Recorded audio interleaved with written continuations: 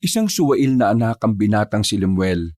Nasanay itong lahat ng bagay ay naibibigay sa kanya. Kaya nang maghirap sila, labis itong nagrebelde. Naging sakit ng ulo ng mga magulang niya. Para tumino siya, ipinadala siya ng mga yon sa kanilang probinsya. Hindi inaasahan ni Lemuel na ang dadatnan niya roon ay malayo sa kanyang iniisip. Nakasama niya sa iisang bahay ang kanyang lola Maring at ang kanyang lolo Egoy na baliw. Sa pananatili niya roon, meron siyang malalaman tungkol sa kanyang lolo.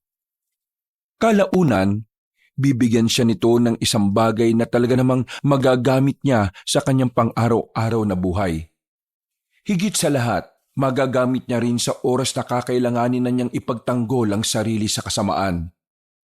Ang bagay pala na yon ay isang mutya. Isang mutya na utak lamang ang ginagamit. May kakayahang magpagalaw ng mga bagay kahit hindi ginagamitan ng kamay. Sa pagkatuklas ni Lemuel ng kanyang kakayahan, gamitin niya kaya ito sa kabutihan? O baka mas gamitin lamang niya ito sa kanyang pansariling interes? Ano kaya ang magiging epekto ng mutya sa kanyang buong pagkatao? Ano kaya ang kahihinatnan ng kanyang buhay? Ngayong ang kasama na niya ay ang kanyang lolo na nabaliw ng dahil sa ginawa ng mga aswang.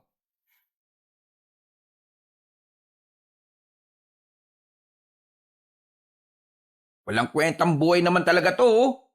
Ano na naman ba kasing ginagawa mo dito sa bahay? Manghihingi ka na naman ba ng pera kay mama? Buisit. Wala sila dito. Umalis ka na. May mga paparating akong bisita mamaya eh. Bawal matanda dito, no? Hindi ako nandito para humingi ng pera. At wag mo akong paalisin. Ang layo ng binyahe ko tapos kaganyanin mo lang ako. Eh ano ba kasing kailangan mo? Bakit nandito ka na naman? Kailangan kong makausap ang mga magulang mo. Wala nga sila rito. Hihintayin ko. Ay naku, bahala ka nga. Napakasuwail mo na anak. Ano bang nire-rebelde mo? Yang kakapusan ninyo sa buhay? Dahil ba nasanay kang nakukuha mo ang lahat ng gusto mo? Kaya nang humina ang pamilya ninyo nanibago ka ng ganyan. Ano ba pinagsasabi mo? Hindi ka ganyan noong inaalagaan pa kita nung bata ka. Ganyan kasi ang nangyayari kapag maling mga kaibigan ang sinasamahan mo. Ay naku, huwag kang nga magsalita na parang may alam ka sa buhay ko. May alam ako sa buhay mo. Alam mo kung bakit? Sa tuwing may gagawin kang kalokohan, tatawag sa akin ang mama mo para ikwento ang lahat. Kung anong stress ang nararamdaman ng mama mo nararamdaman ko rin. Eh ano naman ngayon? Ano naman ngayon? Gusto mong malaman kung anong napagkasunduan namin ng mama mo? Ay naku, hindi ako interesado. Usapang matanda lang naman yan eh. Hindi pa naman matanda ang mama mo. Pero dahil sa stress niya sa iyo, mukha na siyang matanda. Pero sasabihin ko na sa iyo kung anong mangyayari. Nag-usap kami ng mama mo na doon ka na sa probinsya titira. Total, wala ka namang ginagawang maganda rito. Kahit na magtrabaho ay ayaw mong gawin. May tinapos ka naman sa probinsya na ako titira? Para mailayo ka sa katarantaduan mo rito sa Maynila. Sa halip na tumutol ang binata, mas lalo pang sumilay ang ngiti sa muka. Medyo nagtaka si Aling Maring sa naging reaksyon ng kanyang apo. Hindi niya alam kung bakit, pero magandang senyalis yon para sa kanya. Tuwang-tuwa ka yata. Nandun ba si Mariel? Sinong Mariel? Si Mariel! Yung lagi kong kalaro noong inaalagaan mo pa ako sa inyo. Si Mariel. Oo, naroon pa siya. Dalaga na rin. Bakit? Sige, sasama ako. Ihanda ako ng mga gamit ko. Hindi ngayon. Mauuna akong bumalik at bahala ka nang pumunta sa probinsya. Di ba gusto mong malaman kung anong itsura ni Mariel? Napapangiti na lamang si Lemuel sa kanyang mga naiisip. Aminado kasi siyang gustong-gusto niyang makita ang kababata niyang si Mariel. Bata pa lang kasi sila, Alam na niyang maganda si Mariel. At ngayong mga binata at dalaga na sila, nasisiguro niyang mas maganda na yon. Ang babaeng si Mariel lamang ang nag-iisang dahilan kung bakit gugustuhin ni Lemuel na bumalik sa probinsya. Wala nang iba pa. Nangako kasi siya noong bata pa siya na babalik siya kay Mariel. At palagay niya, ito na ang tamang pagkakataon para tuparin yon. 2 araw ang nakalipas. Handa nang iwan ni Lemuel ang lahat ng barkada niya. Mas gugustuhin na niyang kasing makita si Mariel dahil sawang-sawa na rin siya sa mukha ng mga babaeng nakakausap niya. Kahit kasi nakailang nobya na si Lemuel, wala sa mga yon ang masasabi niyang handa siyang pakasalan. Tanging si Mariel lamang ang nag-iisang babae para sa kanya. Hindi nagbago ang pagtingin niya kahit maraming taon na ang nakalipas. Halos 12 oras ang biyahe ni Lemuel. Gabi na siyang nakarating sa probinsya ng kanyang lola.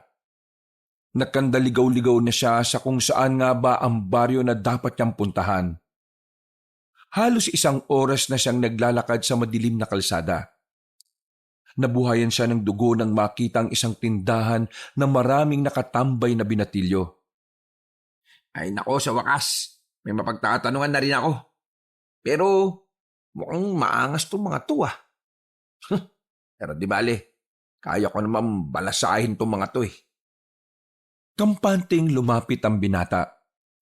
Hindi pa man siya nakakapagsalita, isang binata rin ang lumapit sa kanya. Pagtingin niya sa lalaking yon, nakita niyang maraming tato ang nasa harapan niya. Mukhang dayo ka lang dito ah. Anong pangalan mo? Magtatanong lang ako kung saan ang Barrio Agoncillo. Pero tinatanong pa kita eh. Anong pangalan mo? Bakit ko sasabihin ang pangalan ko sa'yo? Kasi sa ating dalawa, ikaw ang dayo. Ah, ganun ba? Sa Maynila kasi, sasabihin mo lang ang pangalan mo sa taong bubugbugin mo eh. Bakit? Nagbabanta ka ba? Kagaya ng sinabi ko, gusto ko lang magtanong, saan ang Barrio Agoncillo? Hindi matatapos ang usapan na to kung hindi mo sasagutin ang tanong ko. Ano ang pangalan mo? Tumingin na muna si Lemuel sa mga kasamahan ng kausap niya. Marami-rami ang mga yun. Alam na agad niya na kung papalagan niya ang mga yon, kahit ang basagulero din naman siya ay hindi siya mananalo. Limuel. Limuel ang pangalan ko. O ngayon, sagutin mo naman ang tanong ko. Nasaan ang Barrio Agoncillo? Ano bang pakay mo sa Barrio Agoncillo? Hoy, sinagot ko na tanong mo. Pero bakit may follow-up question ka pa? Alam mo kung bakit? Kasi nga, ikaw ang dayo rito. Dadalawin ko ang lolo at lola ko. Anong pangalan ng lolo at lola mo? Nagtawanan na ang mga kasama ng lalaki. Nakakaramdam na rin ng inis si Lemuel sa mga pagkakataong ito. Kaunting-kaunti na lang ay papatulan na niya ang kausap niya. Pinagtitripan mo ba ako? Bakit? Ano naman kung oo? Naiintindihan ko na. Ang alin? Matapang ka kasi marami kayo eh. Anong sinabi mo? Bingi ka ba? Maangas ka rin pala. Oo, maangas ako. Magsusuntukan na sana ang dalawa nang biglang dumating ang matandang babae na si Aling Maring. Agad na lumapit sa kanila ang matanda at saka inahwat sila. Bakit ba kayo nag-aaway? Mga siraulo talaga kabataan ngayon eh, no? Hoy la, hindi na ako bata ah. Bigwasan ko pa tong taga Maynila na to eh. Anong la? Lola mo to? Oo, bakit? Inggit ka no? Wala ka ba lola? Kung meron man eh, baka yung lola mo pangit. Eh, ang lola mo, lola ko rin. Ha? Pangit pala ka? Apo mo rin to la? Hindi ko naman kasi alam eh. Pareho ko kayong apo, no? Tingnan mo nga naman. Iisa lang pala tayo ng lola eh. Kaya pala, maangas ka rin eh, no? Hoy, wag mo kong kausapin na parang close tayong dalawa ha. Hindi tayo magkalibel. Ikaw, Lemuel, dumating ka na pala hindi ka man lang nagsasabi. Ang totoo niyan, mag-iisang oras na akong palakad-lakad. Pinapa ako ng jeep dun sa malayo. At wala naman akong magawa kasi wala rin namang signal para tawagan ka. Ano ba kasing klaseng lugar to? Lakas makareklamo tong dayo na to Ay sige na, sumunod na lang kayo sa akin. Lalo ka na, Lemuel.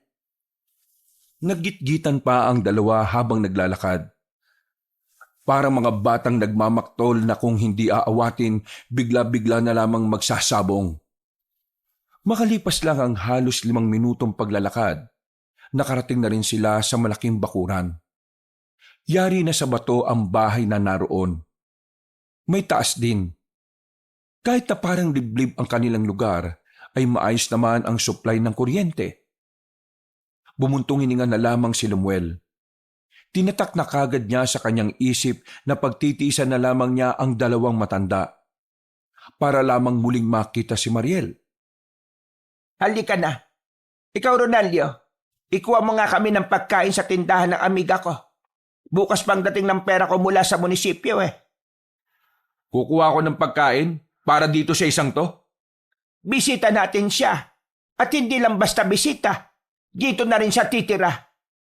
Ano? Makakasama kong taong to sa iisang bahay? Huwag ka nang mag-inarte. Nandito yan para matuto sa buhay. Nagpakita ng kakaibang ngiti si Ronelio. Para bang may kung anong binabalak. Nagtataka naman si Lemuel sa pinsan niya. Umalis si Ronelio para mangutang ng ipapakain kay Lemuel. Umupo ang binata sa gilid at saka sumandal.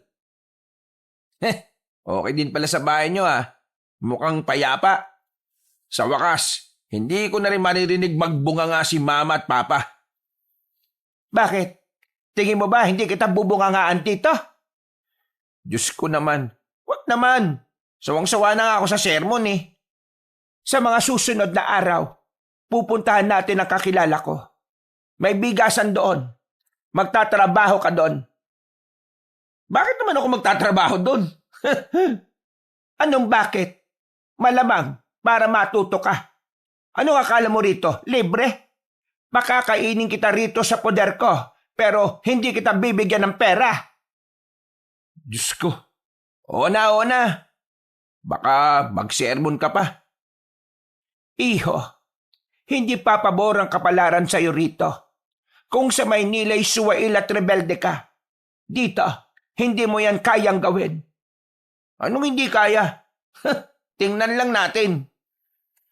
Mga ilang sandali lang ay bumalik na rin si Lemuel. May dala itong dilata na siya namang niluto ni Aling Maring. Habang nasa bakuran ng kanilang lola, nilapitan ni Ronelio si Lemuel.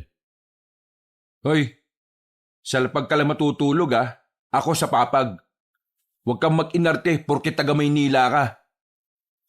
Kahit saan ako matulog, okay lang no? Mukha kasing hindi ka pa nakakaranas ng malambot na higaan Alam mo yata magiging masarap ang buhay mo rito O bakit? Pahihirapan mo ba ako? Ano ba sa tingin mo? Hay, kayong dalawa riyan. Umayos-ayos kayo Baka magising ang lolo nyo sa lakas ng mga boses ninyo. Nasaan na nga pala si lolo natin? Gusto mo talaga makita yung taong sisira na katinuan mo? Pinagsasabi mo. Hindi na nagsalita pa si Ronelio at umakyat na lamang sa itaas. Napailing na lamang si Lemuel. Napatingin din siya sa isang pinto na malapit sa banyo. Doon ang silid ng 2 matanda. Bagyang nakabukas ang pinto, kaya nakita ni Lemuel ang paa ng matandang lalaki. Lumapit siya roon. Tinulak niya ng marahan ng pinto. Nakita niyang mahimbing na natutulog ang matandang si Egoy. Ito pala yung matandang lolo ko. Napangisi na lamang siya at saka umalis na rin. Mga ilang sandali lang ay sabay-sabay na rin silang kumain. Pagkatapos ay tumungo na rin si Lemuel sa silid nila sa itaas. Medyo malaki naman ang silid, pero maliit lang ang papag. Kaya naman talagang walang balak na makipagsiksikan si Lemuel kay Ronelio. Mas gugustuhin niya pang sasahig, kesa magkapalitan pa sila ng muka ng kanyang pinsan. Naglatag na lamang ng banig ang binata. Isang unan lang ang binigay sa kanya ni Ronelio. Hindi na lang din siya umangal para wala ng away. Gustong-gusto na rin kasi niyang matulog. Pahinga ang gusto niya at hindi ang pakikipagbangayan. Bukas ng umaga, mag-igib ka ng tubig sa drum, ha? Bakit di mo gawin? Ikaw nakaisip eh. Matuto kang kumilos dito. Hindi ka prinsipe dito, ha? Ay naku, manahimik ka na nga lang. Gusto ko na magpahinga, no? Talagang sinusubukan mo ko, ha? Sige lang. Nakidlip na si Lemuel maya-maya lang. Pero dakong alauna ng madaling araw, hindi niya alam kung bakit parang bigla na lamang nabuhay ang diwa niya. Nagising siya sa hindi maalamang dahilan. Pagtingin niya kay Ronelio, mahimbing na itong natutulog. Malakas pa nga kung humilik. Naramdaman niyang nanunuyo ang kanyang lalamunan. Kaya naman bumangon siya para kumuha ng tubig sa baba. Pero pagdating niya sa sala, nakita niyang nakaupo na sa maalikabok na sofa ang kanyang lolo Egoy. Medyo madilim dahil patay na ang ilaw doon. Ang tanging liwanag na lamang na tumatama sa mukha ng matandang lalaki ay ang liwanag na nagmumula sa labas ng bintana. Ikaw! Ikaw nga! Ikaw nga yon! Ha? Ikaw nga! Tama! Ikaw nga! Aba, baliw ba to? Maglalaro kayo ng mga halimaw na. Ikaw ang magmamana ng liwanag at ilaw. Ikaw lang ang pwede at wala ng iba. Ano pinagsasabi nito? May sayad nga siguro to. O baka naman, lasing lang. Hindi na sana papansinin ni Lemuel ang kanyang lolo nang bigla na naman itong nagsalita. Ikaw ang suga. Ikaw ang tatalo sa mga nilalang na pilit ng hihimasok sa kapayapaan ng sanlibutan. Ikaw nga! Ikaw ang makakapuksa sa mga nilalang na kung tawagin ay aswang! Muling hinarap ni Lemuel ang matanda. Sa puntong ito ay hindi na rin siya komportable sa sinasabi ni Mang Egoy. Bakit ba hindi ka na lang matulog? Madaling araw na. Walang puwang ang pagtulog sa isip kong iniisip ang mga bagay na hindi mo maiisip kahit sa panaginip. Ano? Hindi kita maintindihan. Huwag mo na nga lang akong kausapin. Kailangan mo ang mutya, apo ka. Kailangan mo ang mutya sa iyong paglalakbay at pakikipagsapalaran sa tunay na habon ng buhay. Eh naku, bahala nga sa buhay mo. Kung ano-anong pinagsasabi mo dyan. Bumuntong hininga na lamang si Lemuel. Naglakad na lamang siya patungo sa lagayan ng tubig. Hanggang sa makainom siya, ay nakatanaw pa rin sa kanya ang lolo niya. Napapailing na lamang siya. Wala naman siyang dapat pakialam sa matanda. Pero napapaisip din kasi siya kung bakit ba ganoon ang takbo ng utak ng kanyang lolo. Bumalik na lamang siya sa itaas. Hindi na lang sana niya pagtutuunan ng pansin ang sinabi ng matanda, pero pagiga niya, bigla na lamang nagsalita si Ronelio. Hindi niya alam na nagising pala yun nang bumangon siya. May depresya sa pag-iisip si Lolo Egoy. Ganitong oras, nagigising siya at tumatambay sa baba. Kaya sigurado akong kinausap ka niya, no? Baliw ba yun? Pangit pakinggan kapag baliw. Nasiraan ng bait pwede pa. Bakit? Anong nangyari sa kanya? Hindi ko rin alam. Sabi ni Lola Maring bata pa ako nang masiraan ng bait si Lolo. Pero wala siyang sinasabi kung ano ba talaga ang dahilan Kahit ang iba natin mga kamag-anak, hindi rin naman nagsasalita. Bakit hindi nyo nalang dalhin sa mental hospital? Hindi mauna ka. Tingin mo, papayag si Lola? Aba, ewan ko. Bakit ako tinatanong mo? Nandito lang naman ako para sa isang tao, no? Sino ba? Bakit kailangan mo pang malaman? Teka nga. Huwag mo nga akong kausapin na parang close tayong dalawa, Aba, sinusubukan kong pakisamahan ka kasi yun ang sabi sa akin ni Lola. Kaya huwag kang mag-inarte dyan, no? May pakialam ko. Huwag mo nga akong kausapin. Matutulog na ako. Bangunguting ka sana. Babangungutin talaga ako kung mukha mo makikita ko. Nagsaklob na lamang ng kumot ang binata at muling nakabalik na sa pagtulog. Noong mga sandaling yon, masarap ang tulog ni Lemuel kahit na medyo naninibago. Kinabukasan, maaga siyang naligo at nagbihis. Hindi na siya makapaghintay na makitang muli si Mariel. Sabik na siyang magpakilala at ipaalam na makababata sila ng dalaga. Aba, may lakad yung palamunin ah. Palamunin ka rin naman ah. Ang pagkakaiba lang natin, wala kang lakad. Nagpaalam ka ba kay Lola? Ano ako bata? Huwag mo akong pakilaman. Ngumisi na lamang sa kanya si Ronelio. Naglakad na rin siya palabas matapos ayusin ang pagkaka-brush up ng kanyang buhok. Pinagtitinginan siya sa daan. Hindi kasi pamilyar ang mukha niya sa mga taga roon, kaya alam agad ng ibang mga tambay na taga Maynila siya. Habang naglalakad, isang lalaki ang nakasalubong niya. Hindi niya alam pero pamilyar ang lalaking yun sa kanya. Napatigil ang lalaki nang harangin niya ito at tingnan na maigi. Nakasalubong pa ang kilay ng lalaki dahil sa pagtataka. Ano bang problema mo? Gusto mo bang masaktan, ha? Hindi. Minumukhaan lang kita eh. Para kasing pamilyar ka sa akin eh. Bakit? Sino ka ba? Ako si Limuel. Paki ko. Sandali! Ano ba? Storbo ka eh.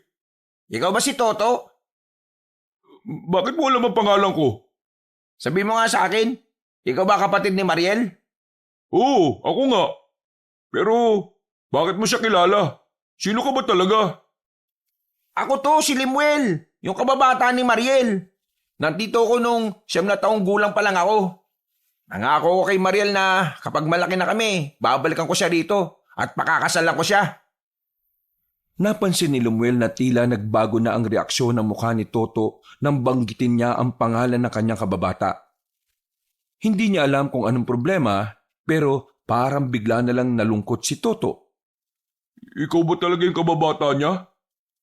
Oo nga, bumalik lang talaga ako dito para sa kanya. Kung ganun, halika, sumunod ka sa akin. Dadaling kita sa kanya.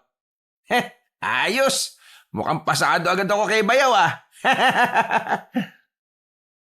Hindi na nagsalita pa si Toto. Sumunod na lang din dito si Lemuel.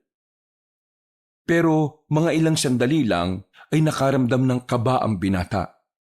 Hindi niya maintindihan kung ano ang ginagawa nila sa sementeryo. Uy, teka. Bakit ba tayo nandito? Gusto mo siya makita, di ba? Ito na siya. Ayan. Ayan ang puntod niya. Nang mapagtanto ni Lemuel ang sinasabi ni Toto, unti-unting nanikip ang kanyang dibdib. Uminit ang kanyang mukha ng dahil sa kaba. Teka. Nagjo-joke ka ba? Hindi ako nakikipagbiruan sa'yo ah. Hindi tayo close. At saka, paano mo nagagawang magbiro ng ganito sa kapatid mo? Mahal ko ang bunsong kapatid ko. Tingin mo gagawa ako ng ganitong kalokohan kahit na alam kong patay na siya? Totoo sinasabi ko. Matagal nang wala si Mariel.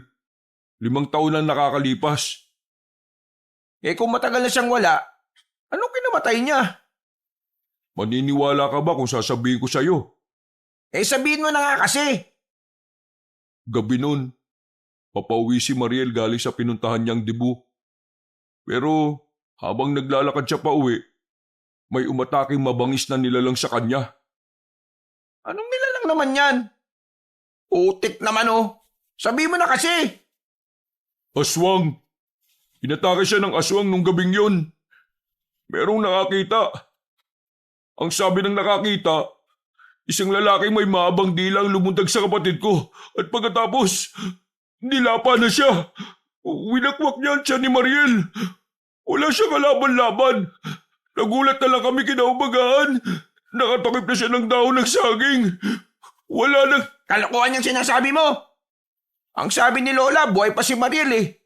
Huwag mo na siyang itago sa akin oh. Si Raulo! Nandiyan na nga siya sa puntod na yan eh. Hukayin mo kung gusto mo! Iiling-iling ang binatang si Lemuel. Hindi niya matanggap ang nalaman niya. Kaya naman, agad-agad siyang umalis sa sementeryo. Kailangan niyang makausap si Aling Maring. Kailangan niyang malaman kung ano ba talaga ang totoo. Saktong nasa bakuran nila si Aling Maring nang dumating si Lemuel. Walang sinayang na pagkakataon ng binata.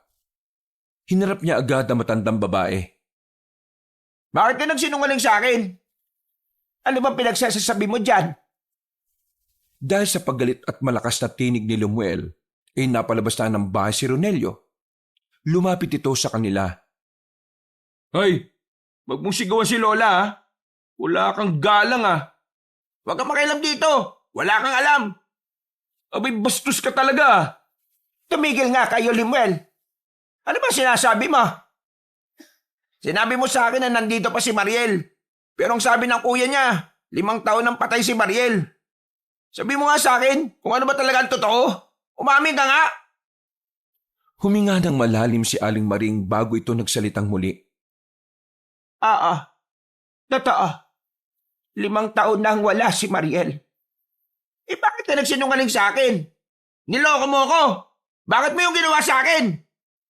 Dahil yun lang ang alam kong paraan para makapunta ka rito, Apo. Pinagmukha mo akong tanga. Alam mo ba yun? Pinaasa mo ako. Alam mo ba kung gaano kasakit sa akin na umasang makikita ko siya? Pero ang totoo matagal na palang wala si Mariel. Hindi mo man lang ba naisip kung ano mararamdaman ko? Patawarin mo ako, Apo. Patawarin? Pinaglaruan niyo ako. Ginawa niyo akong tanga. Bakit?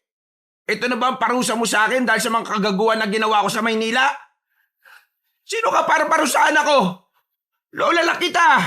Hindi kita magulang. Hoy, bunganga mo! Manahimik ka. Hindi kita kinakausap. Wala kang alam dito kaya huwag kang sumabat. Binabastos mo na yung taong nag-alaga sa akin eh. Hinawakan ni Ronelio sa kwelyo ang binatang si Lemuel. Idinikit nito sa dingding. Galit na galit si Ronelio. Nanlalaki ang mga mata nito at nanlilisik. Wala kang karapatan na mambastos dito ha. Sampid ka lang dito. Sinapak ni Ronelio si Lemuel sa muka. Susundan pa sana nito ng maraming suntok ang binata pero biglang narinig nilang nagsalita si Mang Egoy. Napatigil sila. Tinulak ni Lemuel ang kanyang pinsan at natuon ang atensyon nila sa matandang lalaki. Huwag kayong mag-away. Hindi niyo ba alam na ang lalaking yan ang magiging tagapagmana ng mutya? Egoy, magpahinga ka na nga muna sa silid natin. Sige na. Hindi niya mapipigilan ang nakatadhana sa kanya. Nakaguhit na yun sa propesiya ng mga bathala. Ikaw nga, ang apo kong galing ng Maynila. Ikaw ang magiging pag-asa ng baryong ito. Ano pinagsasabi nitong baliw na to? Sige na, Ronelio. Dalhin mo muna ang lolo mo sa kwarto namin. Pagdating ng kabilugan ng buwan, ang mutya ay biglang magkakaroon ng buhay. Magiging aktibo muli ang kanyang diwa. At kapag nangyari yon, ikaw na aking apo na taga Maynila.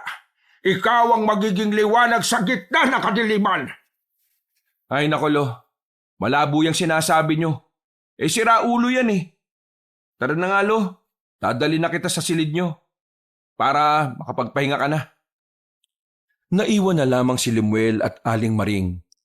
Hindi pa rin humuhupa ang sama ng loob ng binata. Pero kahit na papaano ay kumalma na rin ito. Binigyan siya ni Aling Maring ng kape. Magkaharap na sila ngayon sa lamesa. Handa ng ikwento na matandang babae ang tunay na nangyari kay Mariel. 2 araw bago mangyari ang lahat, kinausap ako ni Mariel. Nagtaka nga ako noon kasi hindi naman kami malapit sa isa't isa. Ang alam ko lang, dati mo siyang kalaro. Ang sabi niya sa akin, isang gabi na siyang may nararamdaman na parang may sumusunod sa kanya. Kapag natutulog naman siya, pakiramdam niya merong nagmamasid sa kanya. Sinubukan niya pang humingi ng tulong sa kilalang albularyo dito sa amin noon. Pero pati yung albularyo napahamak. Pinatay din siya. Dahil sa nangyari, natakot si Mariel. Umalis siya ng bahay nila para sana lisanin na ang baryong ito. Pero ang hindi ko alam, bakit pa siya bumalik ng baryo? Sinasabi mo ba sa akin na yung dintik na aswang ang gumawa ng lahat ng yon? Oo, Kalokohan! Hindi totoong aswang! At kahit na kailan, hindi yun magiging totoo! sa ayaw at sa gusto mo, totoo ang mga aswang. Napakamoderno na ng mundong ito, no? Baka nga sa susunod na taon may lumilipad ng sasakyan Hindi kita pipiliting maniwala. Pero ito lang ang sasabihin ko. Halos lahat ng tao dito sa baryong ito alam ang tungkol sa aswang. Halos karamihan ay nakakita na ng aswang. Ang aswang na mismong pumaslang kay Mariel. Tama na! Di ako maniniwala sa'yo. Aalamin ko ang totoo. Aalamin ko kung ano ba ang talagang nangyari kay Mariel. Tumakbo palabas ng bahay ang binatang si Lemuel. Bad trip siya sa kanyang lola Maring. Hinahanap niya ulit si Toto pero hindi niya yung makita. Kaya naman halos lahat ng taong nadadaanan niya, tinatanong niya tungkol kay Mariel. Pero sa lahat ng napagtanungan niya, iisa lang ang sinasabi sa kanya. Walang iba kundi ang aswang. Banas na banas si Lemuel. Hindi kasi yun ang gusto niyang marinig mula sa mga tao. Ang inaasahan niyang magiging sagot sa kanya ay ang mga siraulong tao na pumaslang sa kanyang minamahal na babae. Wisit! Bakit ba lahat sila ganun ang sinasabi? Nako! Wisit na buhay to. Nasayang lang pagpunta ko rito. Lahat sira ulo. Habang nagmamaktol sa kanyang paglalakad, nakasalubong na naman niya si Toto. Muntikan pa siyang madula sa pagmamadali. Oh, ikaw na naman? Sabihin mo nga sa akin ng totoo. Sino ba talagang pumaslang kay Mariel? Sino? Bakit ba ang tigas ng bungo mo? Kasasabi ko lang kanina na aswang nga, di ba? Ipapaliwanag ko pa nga sa'yo, kaso bigla ka na lang umalis. Hindi kasi ako naniniwala May ibang taong pumaslang sa kanya. Aswang nga ang pumaslang sa kanya. Nakita ng lolo namin at ng iba pang residente. O sige, sabihin na natin aswang. Pero kung nakita nila, bakit hindi man lang nila tinulungan si Mariel? Mabangis ang aswang. Natakot sila na baka pati sila madamay kung makikialam sila. Kalokohan! Hahanapin ko yung tunay na pumaslang sa kanya. Di bala ka sa buhay mo. Kung ayaw mong maniwala, buhay mo naman yan Galit na umalis si Toto. Pinagmumura pa ni Lemuel sa isipan ng kapatid ni Mariel. Hanggang sa sumapit ang gabi. Naginanakit pa rin ang kanyang kalooban. Hindi niya pa rin matanggap ang mga naririnig niya. Umuwi siya sa bahay ng kanyang lola. Wala rin naman siyang ibang mapupuntahan kundi doon lamang. Diretso lamang siyang pumasok sa loob. Ni hindi niya nga kinausap ang matandang babae na abala sa pagluluto ng kanilang makakain. Pagpasok niya ng bahay, nakasalubong niya ang kanyang lolo na may deprensya. Hinarang siya nito at kung ano-ano na naman ang sinasabi sa kanya. Ikaw, iha, igatad mo ang sarili mo. Magpakalusog ka. Ikaw ang magiging bayani ng bayong ito. Dapat, wag mo na nga akong kausapin! Lalagpasan na sana niya ang matanda pero hinuwakan siya nito sa kamay. Iritado niyang inalis ang makalyong kamay ni Mang Egoy at sinigawan nito ng malakas. Wag mo nga akong hawakan! Ikaw na lang ang pag-asa ng baryong ito. Parating na sila. Malapit na silang umatake. Naku, tumigil ka nga. Hindi ka ba talaga nakakaintindi? Ano ba, Lemuel? Huwag mo nga ginaganyan ng lolo mo. Alam mong tarantado ko pero dinala mo ako rito. Tapos ngayon aangal ka ng ganito ako. Tapos ngayon aangal ka ng ganito ugali ko. Kasalanan mo to Kung hindi mo na lang sana sinabi na dadalin mo ako rito, hindi ko na sana naisip pa ulit si Mariel. Tingnan mo nangyayari sa akin ngayon. Pakiramdam ko mababaliw ako eh. Umasa ako na sana hindi totoo sinasabi ninyo. Kasalanan mo to eh. Kaya wala kang karapatang magreklamo sa akin. Oh, ano na naman ba to? Wala kang pakialam. Walang iya ka. Napupuno na ako sa'yo Visit na ako sa'yo. Biglang sinapak ni Ronelio si Lumuel sa muka. Sa lakas ng pagkakasuntok, tumaob agad ang binata. Walang nagawa si Aling Maring sa kanila. Habang si Mang Egoy naman ay patawa-tawa lang sa gilid. Walang alam sa nangyayari. Tumigil na nga kaya. Hindi la. Dapat maturuan ng leksyon tong siraulong to eh. Punong-puno na ako dito eh. Nagpakawala pa ng maraming suntok si Ronelio. Kahit sumasalag-salag pa ang binatang si Lemuel, tumatago sa braso niya ang mga suntok. Dumugo na ang nguso niya. Nakakaramdam na rin siya ng hilo nang tigilan siya ni Ronelio. Hindi mo ba alam kung sino ako sa baryong ito? Ako ang numero 1 tarantado dito. Pero dahil nagmamakaawa sa akin si Lola na huwag kang patulan, sinunod ko ang sinasabi niya. Pero iba na ngayon. Hindi ko hahayaan na babastos-bastusin mo lang si Lola. Lalong-lalo na si Lolo. Wala kang galang. Hindi mo alam na dahil sa matandang yan, kaya tayong lahat nandito sa mundo? Umalis na sa ibabaw ni Lemuel ang kanyang pinsan. Sinubukang tumayo ni Lemuel pero muntikan pa siyang matumba. Buti na lamang ay nakahawak agad siya sa pader. Bumuntong hininga na lamang si Lemuel at saka bahagyang natawa. Kaya nyo pala ako dinala rito Para araw-araw ipabugbog ako sa numero 1 tarantado ng balyong ito. Hindi. Kaya ka nandito dahil alam kong kailangan mong... Hindi! Huwag ka na magsalita! Gets ko na! Gets ko na! Maglalakad na sana palabas si Lemuel, pero bigla na lamang siyang nawala ng malay. Naramdaman na lamang niyang binubuhat na siya ni Ronelio. At paggising niya, nasa loob na sila ng pagamutan. Nasa gilid niya si Aling Maring.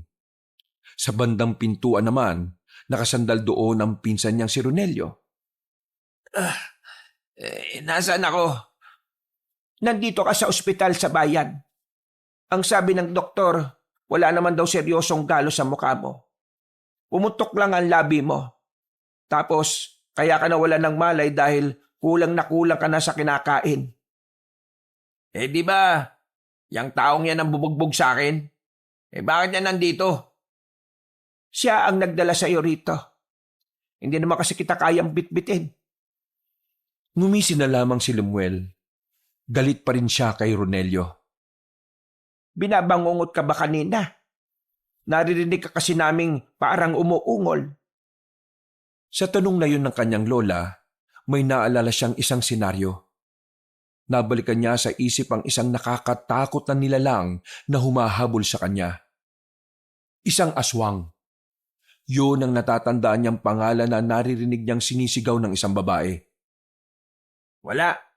Hindi ako binabangungot. Pwede na ba akong umuwi? Gusto ko na muna matulog. Ang sabi ng doktor, pwede na naman na. Agad-agad na tumayo si Lemuel at bago ito lumabas ng pintuan, tumingin pa ito ng masama kay Ronelio. Hintayin mo kami. Wala ka na rin namang masasakyan papunta sa atin.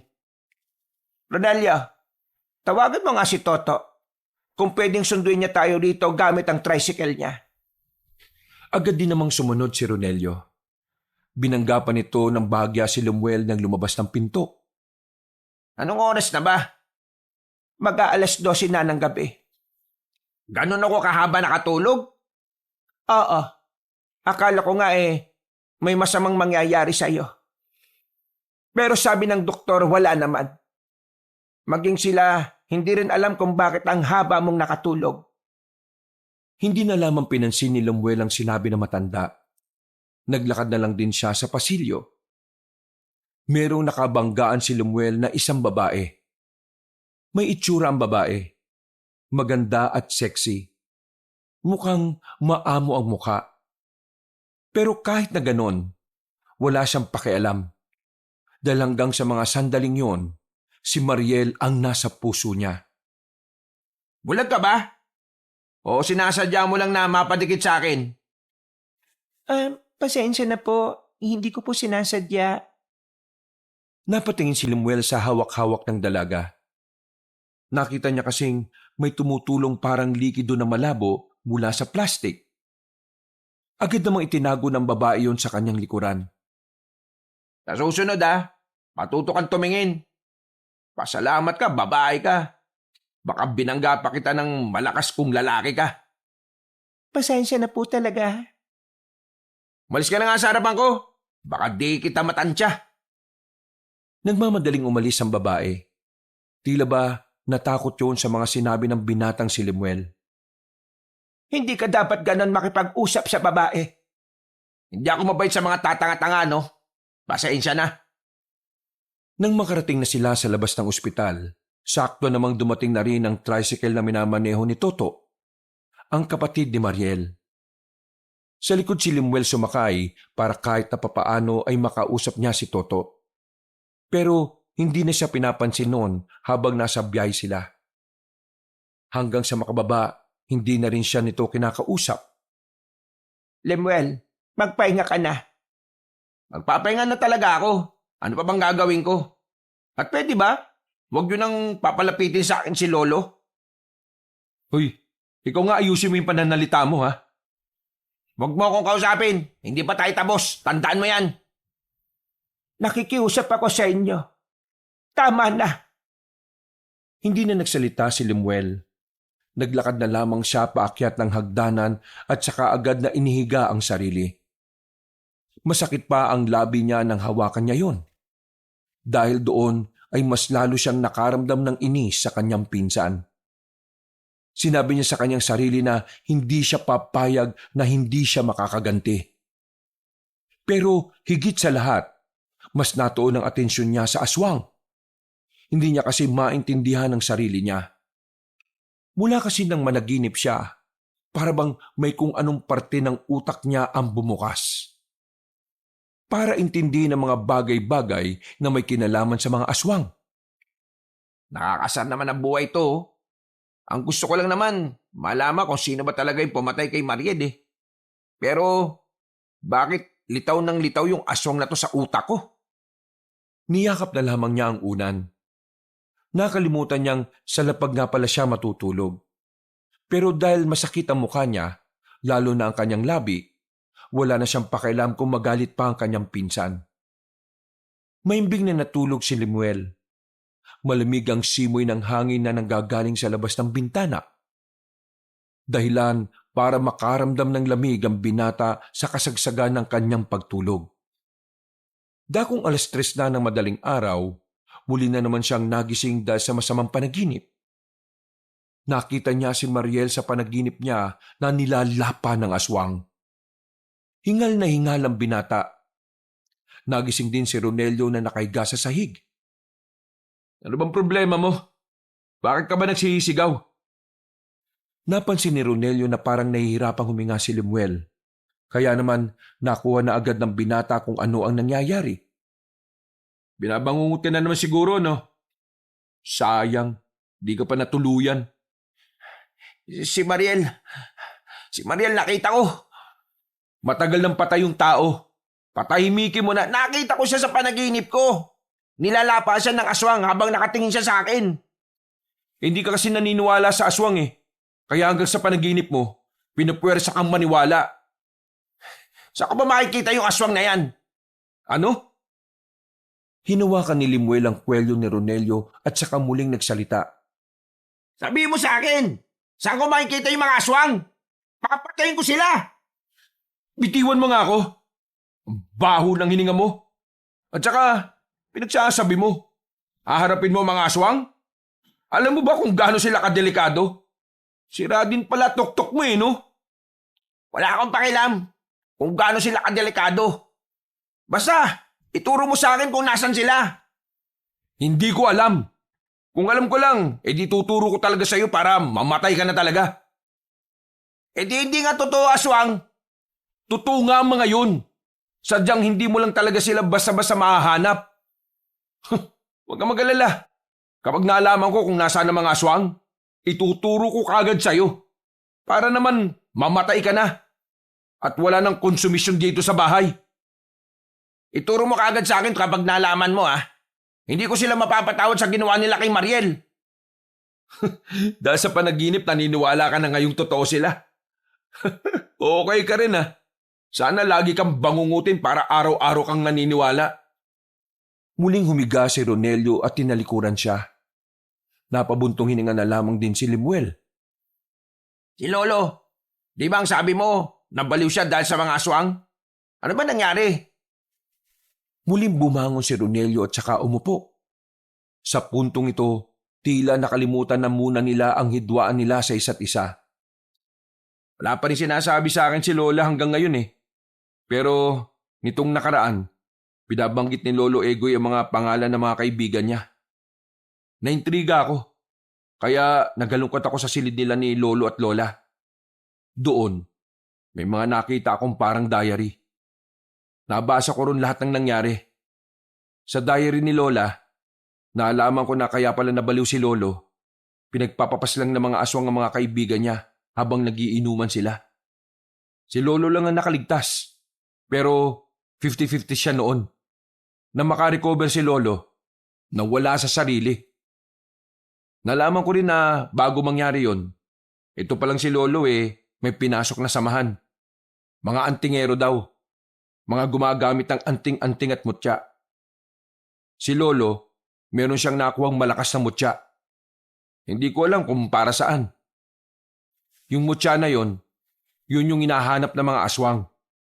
Naalaman yatang nasa kanya kaya lagi siyang hinahunting nun.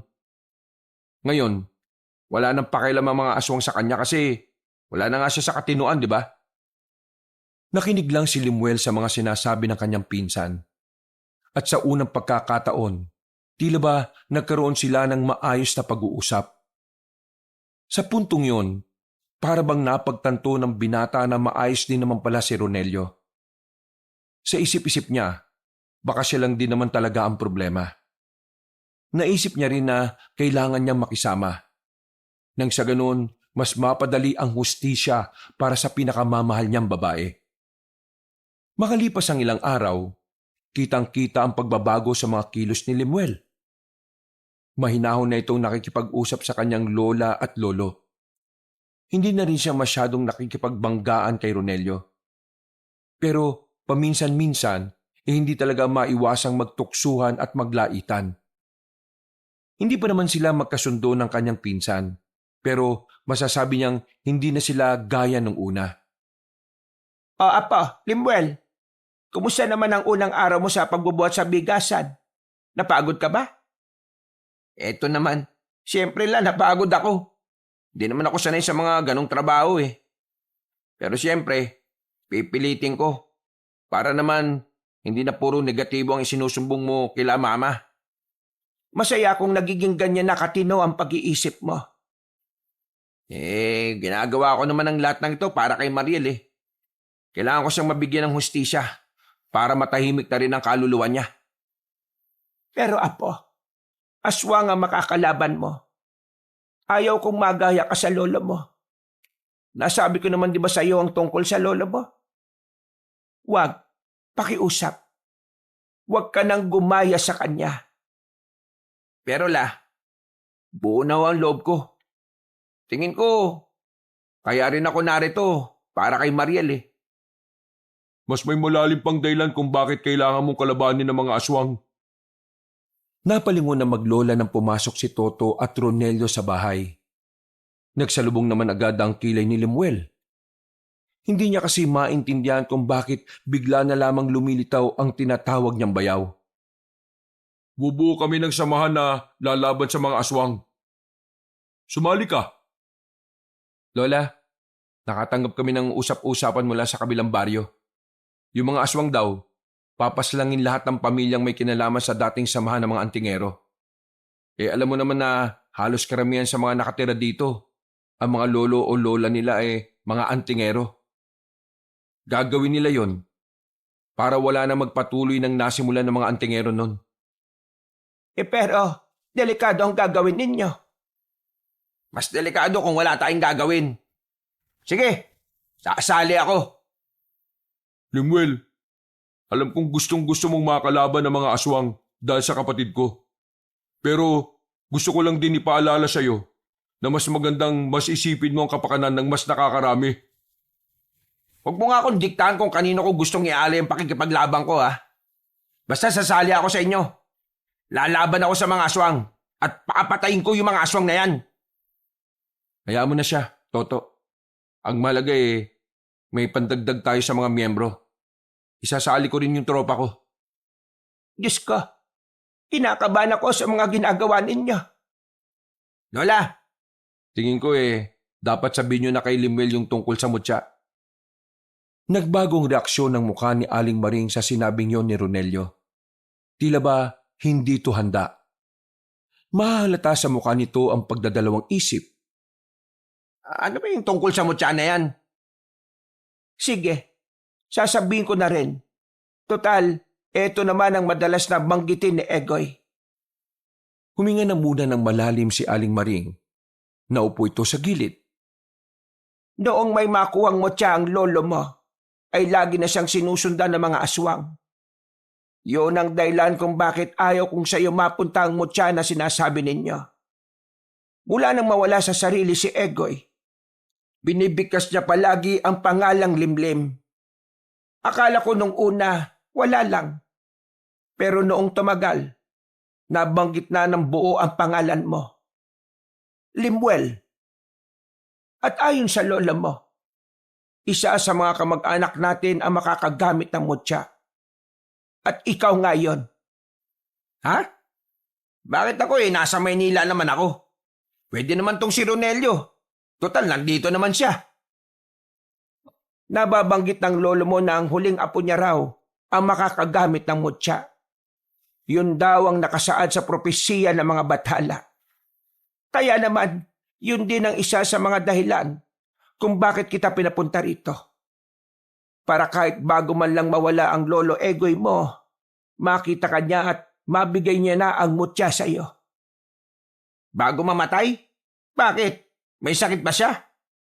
Wala siyang sakit, pero may mga itim na salamangka na unti-unting nagpapahina sa katawan niya.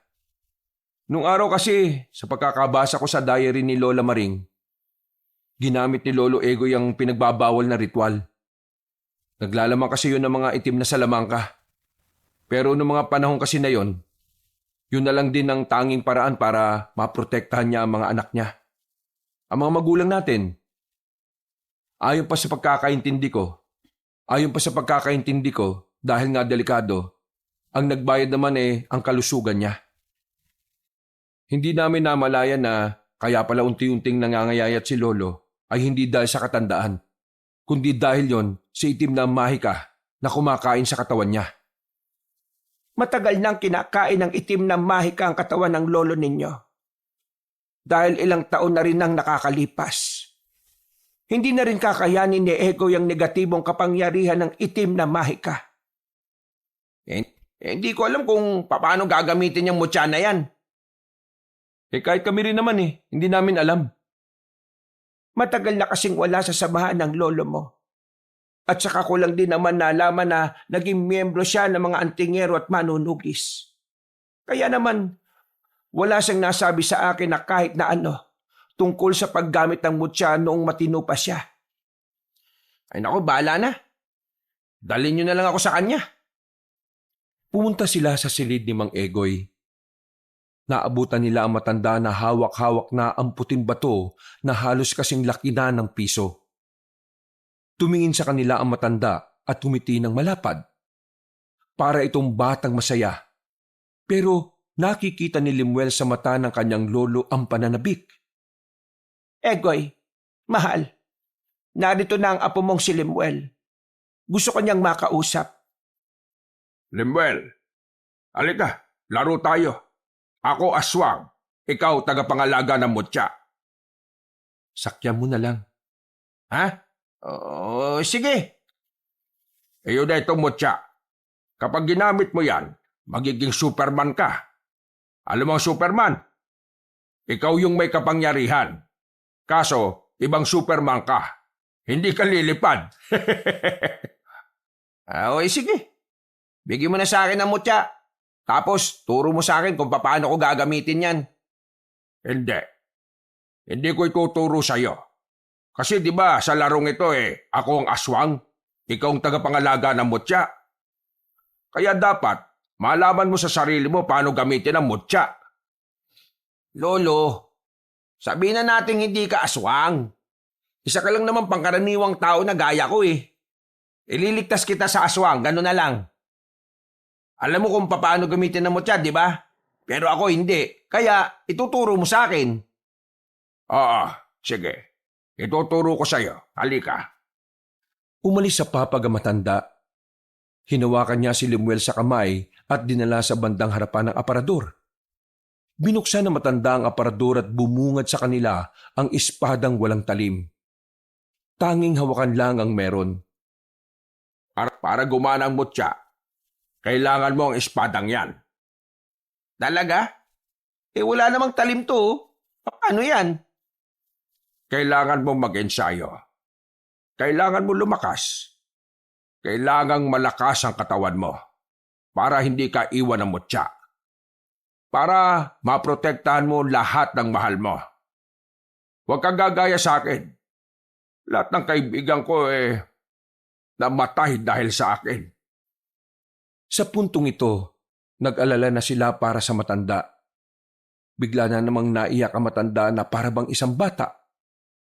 Lalapitan sana ito ni Aling Maring pero sinenyasan lamang siya ni Lemuel. Lolo Egoy, alam mo ba na dahil sa'yo, pwede mo mabigyan ng hustisya ang pagkawala ng mga kaibigan mo? At ganun din sa akin. Pwede ko rin mabigyan ng hustisya ang pagkawala ng babaeng pinakamamahal ko. Kaya naman, kailangan natin magtulungan, Lolo. Ituturo mo sa akin kung paano gagamitin ang mutya. Kayong bang maituro sa akin yon? Umiling-iling ang matanda. Sumiksik ito sa gilid ng aparador at kumagat-kagat ng kuko. Kung tuturo ko sa'yo, baka ikaw ang mapahamak. Ikaw ang pag-iinitan ng mga aswang. Hindi pwede. Baka mamatay ka. Kawawa ka naman. Hinawakan ni Lemuel sa balikat ang matandang lalaki nang makitang tila natataranta na ito. Mahinahong nagsalita si Lemuel.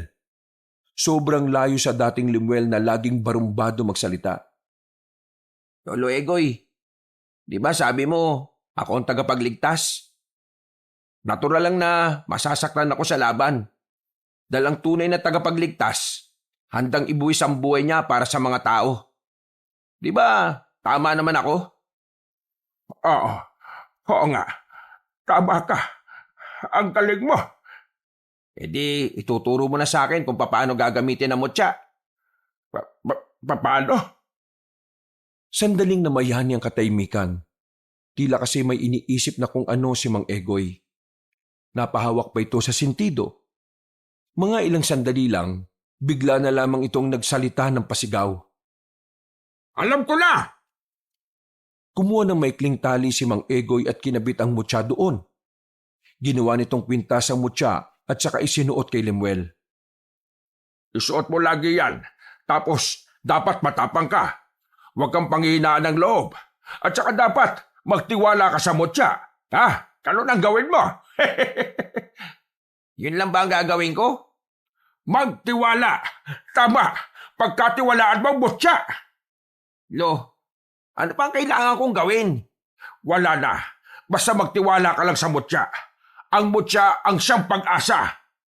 Ang mutya lang. Tumawa-tawa ang matanda. Niyakap na naman ito ang unan at saka dinuyan ng unan na parang sanggol. Tingin ko naman, wala ka nang dapat pang intindihin pa, kundi palakasin ang katawan mo. Yun ang tingin kong gusto niyang sabihin. Kung ganun, wala namang problema sa akin yun. Kailan ba ako magsisimula? Bukas. Darating ang mga taong gagabay sa atin. Sila ang magtuturo sa atin kung papaano haharapin ang mga aswang. Matapos ang pag-uusap na yon, tila mas lalong naliwanagan ng kaisipan ni Lemuel.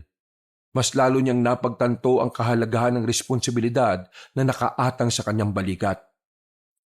Dahil din dito, tila ba unti-unti na ring tumino ang kaisipan ng binata. Kinabukasan, isinama na nga siya ni Ronelio at Toto. Habang naglalakad, nagbabangayan na naman ang dalawa. Talaga dapat ang mag-iigib ng tubig kanina eh. Kaso, dahil tamad ka, ako na naman ang nag-igib. Wala ka na bang ibang alam kundi ang maging pabigat? Kung may champion na pwedeng ibigay sa'yo, alam mo kung ano? Heavyweight champion. Alam mo kung bakit? Kasi pabigat ka nga.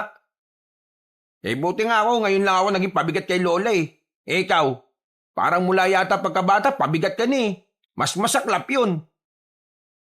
Wow! Ako pa naging pabigat ngayon ha. Ako naman, hindi ako sakit ng ulo ng magulang ko. Ikaw, kaya ka pinatapon dito kasi hindi ka na nila kayang bitbitin eh. Ang tanda mo na, wala ka pa rin matinong trabaho. Matino trabaho ko sa bigasan no? Matino? Pero, Oh, ayan. Masakit ano? Binutukan ni Toto ang dalawa dahil dito ay natahimik ang mga yon. Napapakamot na lamang sila sa ulo nila. Kung hanggang mamaya sa pag-iinsayo ay nag-aaway kayo, wala tayong mapapala. Pag tinunga kayo, parang hindi kayo magkadugo ah. Ewan ko ba dito kay Ronelio? Hinggit yata to sa akin eh, dahil mas gwapo ako sa kanya. Ha? Mas gwapo? Saan banda? Sabing tumigil na kayo, batukang huli kayo. Nakarating na rin sila sa Kalbong Palayan. Naghihintay na sa kanila ang iba pa nilang kasama. Naroon na rin ang mga miyembro ng gang ni Ronelio. Mga kasama, sisimulan na natin ang kilusan kontra sa mga aswang. Ngayong araw, magsasanay tayo sa tulong ng mga kakilala natin mula sa ibang baryo. Sila ang mangunguna sa pag-iinsayong ito. Sumang-ayon naman ang mga kasamahan nila. Kaya ilang minuto lang ay inihanda na rin nila ang pagsasanay. Aminado si Lemuel noong mga sandaling yon na para siyang tanga sa gilid. Kahit kasi anong gawin niyang panonood, hindi niya makuha-kuha ang mga tinuturo sa kanila. Interesado naman siya, pero sadyang mahina ang utak niya pagdating sa pagkakabisado. Konsumido na sa kanya si Toto. Nakakailang oras na kasi sila, pero hanggang sa mga sandaling yon, nasa pinakaumpisa pa lang si Lemuel. Uy, hindi porke may mutya ka. Hindi mo seseryosohin itong pagsasanay natin ha? Bakit? Tingin mo ba sasama ako dito kung hindi ako seryoso? Ba't di ka makasunod? Ano ba problema mo? Hindi ko alam. Kahit na anong gawin kong pag-aaral hindi ko pa rin matandaan kung paano eh. Papag-iiwanan ka kung ganyan ka. Kahit may mutya ka, kung wala kang alam sa pakikipaglaban, abay mahirapan ka pa rin. At kapag biglang nawala sa iyo mutya, isa ka nalang disenyo sa gilid na naghihintay na lang na kamatayan. Kaya nga mas mainam na dapat malaman mo kahit kaunti. Napakadali lang, Lemuel. Sundan mo lang yung mga tinuturo nila. Tingin ko, hindi talaga ako para sa mga ganito. Ha? Anong tingin mo sa sarili mo, genius? Bakit? Minamalit mo ba ako? Hindi naman sa minamalit kita. Alam mo kung bakit ka nagkakaganyan? Kasi hindi mo talaga alam kung bakit mo ginagawa ang lahat ng ito. Kasi pansarili lang ang rason mo kaya ka nandito. Yun ay para mabigyan ng hustisya si Mariel. Bakit? Hindi ba ganun din naman ang gusto mo? Oo, gusto ko rin mabigyan ng hustisya para sa... Gusto ko rin mabigay ang hustisya para sa kapatid ko. Pero gusto ko rin namang mailigtas sa mga pamilyang nanganganib. Alam ko na kapag nangyari yun, mas matutuwa si Mariel kung nasaan man siya. O sige na, umalis ka na muna rito. Kami na muna mag-iensayo. Bumalik ka na lang kapag maliwanag na sa iyo yung mga bagay-bagay. Nagmamadaling naglakad si Lemuel palayo, ni hindi na siya lumingon ulit. Bumalik na lamang siya sa bahay ng kanyang lola. Pero wala roon si Aling Maring. Ang naabutan niya lamang doon ay ang kanyang lolo Egoy. Nakita niyang nasa sala ito.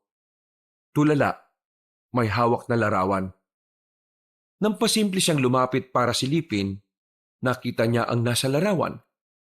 Tingin niya, mga kaibigan niyo ni Mang Egoy na napatay ng mga aswang. Nakita niya ring habang tulala ang matanda, may pumapatak ng luha sa mga mata nito. Lolo Egoy, ayos lang ba kayo? Hindi sumagot ang matanda. Nakatingin lang ito sa malayo na parang hindi nararamdaman ang kanyang presensya. Ay nako, bakit ba ako aasang sasagot to? Aalis na sanang lalaking si Lemuel nang biglang magsalita ang kanyang lolo. Nagtaka siya dahil sa unang pagkakataon mula nang tumira siya roon. Ngayon niya lamang narinig na parang matino ang sinasabi nito. Wala man lang akong nagawa para sa kanila. Kung noong mga sandaling yun ay malakas at mahusay na akong antingero, hindi sana naipagtanggol ko sila laban sa mga aswang na yun. Sumali ako sa samahan pero wala rin naman akong silbi. Parapat lang talaga na pawala na lang ako sa mundong ito. Uy, huwag ka magsalita ng ganyan nga. Hindi ko alam kung naririnig o naiintindihan mo itong sinasabi ko Pero kapag nawala ka, malulungkot si Lola Maring, no? Alam mo ba yon? Ikaw ang buhay niya, kaya lumabang ka. Alam kong may taning na ang buhay mo, pero sana wag mong ipakitang bumibitaw ka na. Marahang lumingon sa kanya si Mang Egoy. Ngumiti ito sa kanya ng malapad. Sa pagkakataong ito, kinabahan si Lemuel. Hindi niya alam kung bakit. Para kasing may kakaibang pahiwatig ang ngiting yon ng matandang lalaki.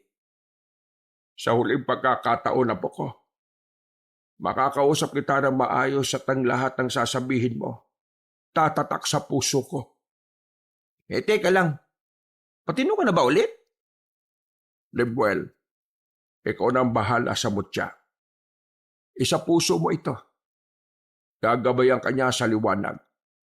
Gagabayan ka niya para magampanan mo ng maayos ang iyong tungkulin. Uy, Lolo. Lintik naman, oh. Oh, anong nangyayari?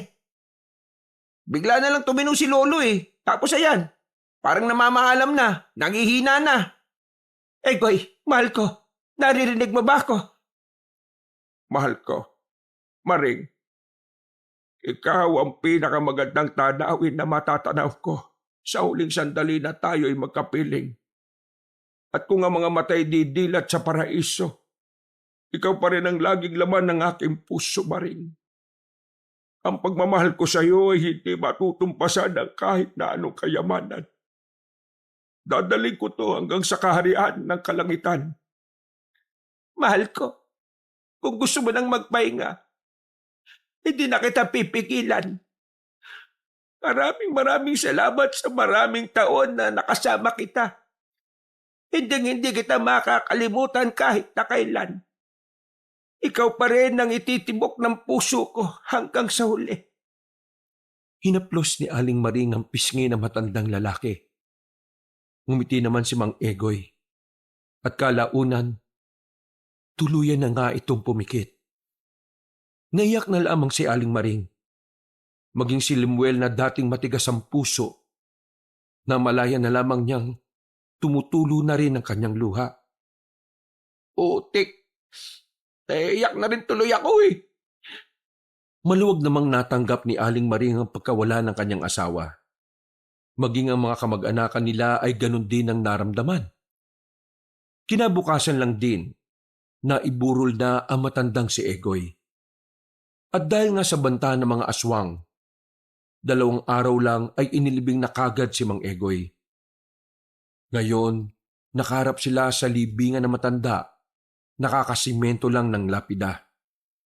Magkakatabi ang maglolola. Naalala ko noon, ang sabi ni lolo ninyo, bago siya mawala. Gusto niyang bumalik ang katinuan niya.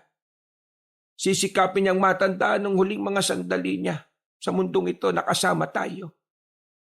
At yun nga ang ginawa niya. Ngayon pa lang, namimiss ko na si Lolo. Tahimik lang si Limuel noong mga sandaling yon, habang pinagmamasdan niya ang lapida. Dito na nabuhay ang bagong pananaw sa kanyang utak. Ronelio, tingin ko, alam ko na ang pinakadahilan kung bakit ko gustong labanan ng mga aswang. Nagkatinginan si Ronelio at Aling Maring. Pagkatapos ng senaryo sa sementeryo, agad na tinungo ni Limuel at Ronelio si Toto. Oh, bakit sumama ka pa? Walang kasama si Lola sa bahay. Si Lola Maring ang nagsabi sa akin na sumama sa'yo. Bahala ka nga. Tumigil sila sa tapat ng bahay nila Toto. Naalala na naman ni Limuel ang dalagang si Mariel. Sa bakuran kasi na yon ay madalas silang maglaro ng kababata niya. Oh, bakit nandito kayo? Kalilibing lang ni Mang Egoy ah. May sasabihin sa iyo itong pinsang kong tukmol eh.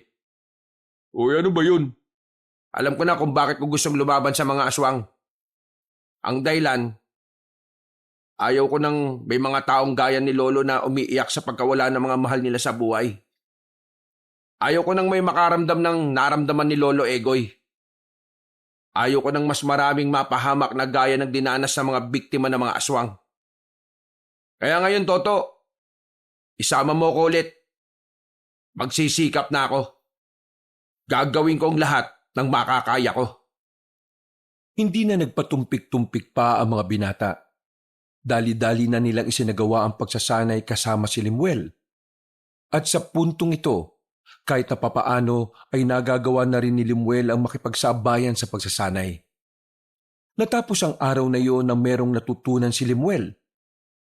Gumaan ang kanyang pakiramdam.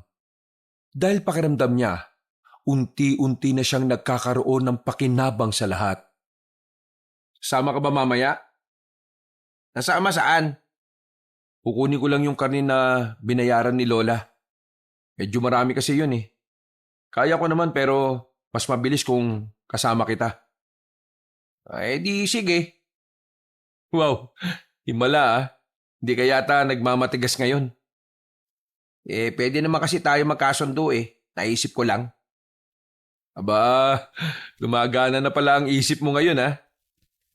Basta iwasan mo lang yung ganyang mga salita kasi dyan ako napipikon eh. Ah, edi sige. Matapos ang kanilang pagsasanay, ay dumiretso na ang magpinsan sa karnihan. Sa kabilang baryo pa yung kaya medyo malayo-layo ang kanilang nilakad. Habang tinatahak nila ang gilid ng daan, nakasabay nila ang isang babae. Pamilyarang babae kay Limuel. Kung hindi siya nagkakamali, ang babaeng yon ay ang babaeng nakabanggaan niya noong nakaraan. Mga kuya, pwede niyo po ba akong tulungan? Tumigil sila sa paglalakad para kausapin ang dalaga. Dahil hindi talaga trip ni Limuel na kausapin ang dalagang yon, si Ronelio na lamang ang nagsalita. Bakit? May problema ba? Bago lang din kasi ako dito. Tatanong ko lang, saan ba ang daan papunta sa baryo Magiliw? Taga roon kasi ako eh. Naligaw ako kasi may binayaran lang akong utang dito. Baryo Magiliw ba ka mo? Di sumabay ka na lang sa amin. Doon kami papunta eh. Pwede ba yon? Hindi naman ba nakakaya sa inyo? Lalo na sa kasama mo? Ay nako, wag mo siyang isipin. Ganyan talaga yan. Sumabay na sa kanila ang dalaga. Sa kalagitnaan ng kanilang paglalakad, may nararamdamang kakaiba si Limuel sa kanyang mutya. Tila umiinit ang bato sa kwintas niya. Hindi niya alam kung bakit. Bigla lang yun uminit nang makasama na nila ang babaeng si Linda. Linda nga pala ang pangalan ko. Kayo? Ako si Ronelio. Ito naman ang pinsan ko, si Limuel. Magpinsan pala kayo. Kaya pala magkamukha kayo. Magkamuka? Nako, layo ah. Maraming salamat talaga at tinulungan niyo ako. Hindi ko na kasi talaga alam ang daan pabalik eh. Wala na rin namang dumadaan na sasakyan o tricycle para maghatid sa akin. Pasensya na talaga sa abala ah. Wala naman yun. Siyempre, gentleman naman kami. Hindi naman namin matitiis na pabayaan ka na lang na naglalakad mag-isa. Biglang tumigil si Lemuel. Nagtaka naman ng dalawa. Tumingin ng diretso si Lemuel sa babae. Hinuwakan niyang dalaga sa kamay. Sandali, anong ginagawa mo, kuya? Uy, Lemuel, nababastos mo na siya. Akala mo ba maloloko mo ang mutya? Uy, pinagsasabi mo. Mas lalong hinigpitan ni Lemuel ang pagkakahawak sa dalaga. Nang makaramdam na ang babae, agad na kumalas ito sa kanya. Hindi kita maintindihan. Ano ba sinasabi niya? Wala naman akong ginagawang masama, ah. Wala pa. Pero mamaya meron na. Lemuel, magsabi ka nga, may galit ka ba dito noon pa? Matagal na ba kayo magkakilala? Sa hindi malamang dahilan, naramdaman ni Lemuel ang kapangyarihan ng mutya. Tiningnan ni Lemuel ang mga kahoy na nakatambak sa gilid. Pinagalaw niya ang mga yon gamit lamang ang kanyang utak. Humambalos ng kusa ang mga kahoy sa dalaga, dahilan para bumalandra ang babae. Lemuel, bakit ka ba nananakit? Aswang ang babaeng yan. Ramdam na ramdam siya ng mutya. Biglang dumugo ang ilong ni Lemuel. Ito ay dahil gumamit siya ng kapangyarihan na hindi niya pa lubusang napagsasanayan. Hindi pa nakontento ang binatang si Lemuel. Pinagalaw naman niya ang nakita niyang bato sa gilid. Kusang pumukol ang bato patungo kay Linda. Pero nakailag na ang dalaga sa pagkakataong yon. Ikaw na pala may hawak ng mutya na yan. Sinaswerte yata ako ngayon. Dahil kapag nakuha ko ang mutya na yan, sigurado matutuwa sa akin si Apong. Oo nga, aswang ka nga. Sa likod ka lang. Nararamdaman kong hindi siya pangkaraniwan. Pero dumudugo ang ilong mo eh. Huwag mo akong isipin. Isipin mo ang sarili mo. Sige na, umuwi ka na. Sabihin mo sa mga kasama natin na may aswang dito. Bakit ako uuwi? Hindi naman ako natatakot dyan eh. Basta, sundin mo na lang ako. Walang nagawa si Ronelio. Tumakbo na ito pabalik, habang si Lemuel naman ay hinarap ang babae. Unang kita ko pa lang sa'yo noon. Hindi na maganda ang loob ko sa presensya mo eh. Tama lang pala na sinungitan kita noon. Hindi kita kilala. Pero ganun pa man, ang mahalaga, nasa iyo ang mutya. Kukunin ko yan sa'yo. Hindi mo ako kilala? Sige, ipapakilala ko sarili ko sa'yo. Ako ang apo ng... Hindi na kailangan. Mamamatay ka na rin naman ngayon. Biglang nagbago ang anyo ng dalaga. Nagpakita ito ng malapad na pakpak. Pumangit na rin ang mukha nito. Bago man ito makalusob sa kanya, pinagalaw ulit ni Lemuel ang mga kahoy. Humambalos ito ng maraming beses sa babaeng aswang. Pero sa mga puntong yon, tila hindi na tinabla ng babae. Kaya naman nakaramdam ng pagkataranta ang binata. Hinugutan niya ang kanyang espada. Bumuntong hininga siya at pilit nilakasan ang loob. Hindi nagagana sa akin ang ginawa mo nung una. Ganun ba? Sige! Sinubukan ni Lemuel na magsagawa ng isang matinding konsentrasyon. Pero hindi pa man siya nakakatapos, umatake na agad ang babaeng aswang. Nahawakan siya nito sa leeg. Itinaas siya sa ere. Nang tangkain niyang pumalag, ay hinambalo siya nito sa lapag. Halos hindi makahinga ang binata sa mga sandaling yon. Nadagdagan pa ang kanyang kaba nang makitang nanlilisik ang mga mata ng babaeng aswang. Hindi mo kakayanin ang lakas ng isang aswang na matagal na sa sistema.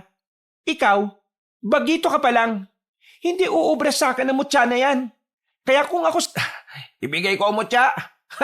Mangarap pa ng tulog. Hindi ko ibibigay sa ito kahit mamuti pa mga mata mo. Bumangon ang binata.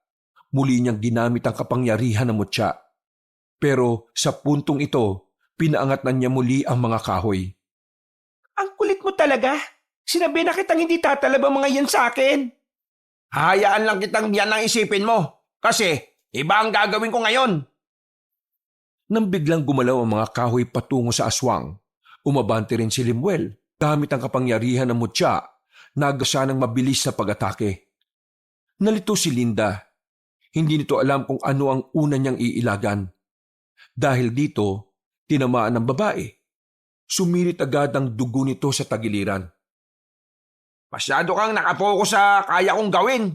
Nakakalimutan mong isipin kung ano yung mga hindi mo kayang gawin. Kaya naman, hindi mo napagandaan ng taktika na naisip ko. Ang dami mong satsat. Nakaisa ka lang. Hindi lang ito isa. May kasunod pa to, no?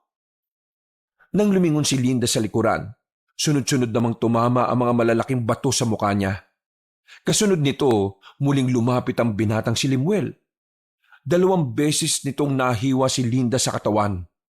Dahilan para lumipad na muna ito patungo sa taas ng nalagas na puno. Oh, walang problema. Bakit parang kinakabahan ka na, ha? Hindi ako makapaniwala na ang isang taong walang alam ay nakakagamit ng isang mutya. Alam mo kung ano ang hindi mo alam? Ako ang nakasaad sa propesiya ng mga batala. Hindi ko rin alam kung bakit ako Pero wala Ako raw ang napili Hindi pa tayo tapos. Babalikan kita. Babalikan kita. Sabi mo sa amo mong si Apong, hihintayin ko siyang lumitaw. Hihintayin ko ang pagtutos naming dalawa. Alam mo ka mga muni ng pinuno. Akala mo kung sino ka? Bagito ko pa para humarap sa pinuno. Hindi na nagsalita pa si Limuel. Lumipad na rin palayo ang babaeng aswang. Sakto namang kararating lang nila Ronelio kasama ang iba pang miyembro ng samahan. Oh, bakit mo pinatakas? Anong gusto mo? Lumipad ako. Nagawa mo siyang patrasin? Malakas siya. Kung palakasan ng usapan. Hindi ako mananalo sa kanya dahil kulang pa talaga ako sa karanasan. Ginamit ko lang yung utak ko kaya ako siya nadali. Pero kailangan natin maganda Binuhay ko siya para mapaabot niya sa binuno nilang handa tayong lumaban. Pambihira ka. Di magagalit ang pinuno nila. Baka biglayin na lang nila tayo. Wala naman na tayong magagawa gagawa sila ng pag-atake sa kahit anong oras nila gusto. Pero ang mahalaga ngayon, alam nilang hindi tayo basta-basta aatras. Sindakan ng laban. Sumang-ayon na lamang sila kay Limuel. Pagkatapos ng sandaling yon, tumuloy na rin ang magpinsan sa kanilang pupuntahan. Nakabalik din naman sila ng matiwasay, dala ang karne na pinapakuha sa kanila. Kinabukasan, naramdaman agad nila ang galit ng mga aswang. Mabilis na kumalat ang balitang maraming magsasaka ang biniktima ng mga aswang. Mabuti na lamang ay wala ni isa sa kanila ang namatay. Sugatan ng mga yon, pero maswerteng hindi naman malala ang kanilang mga galos.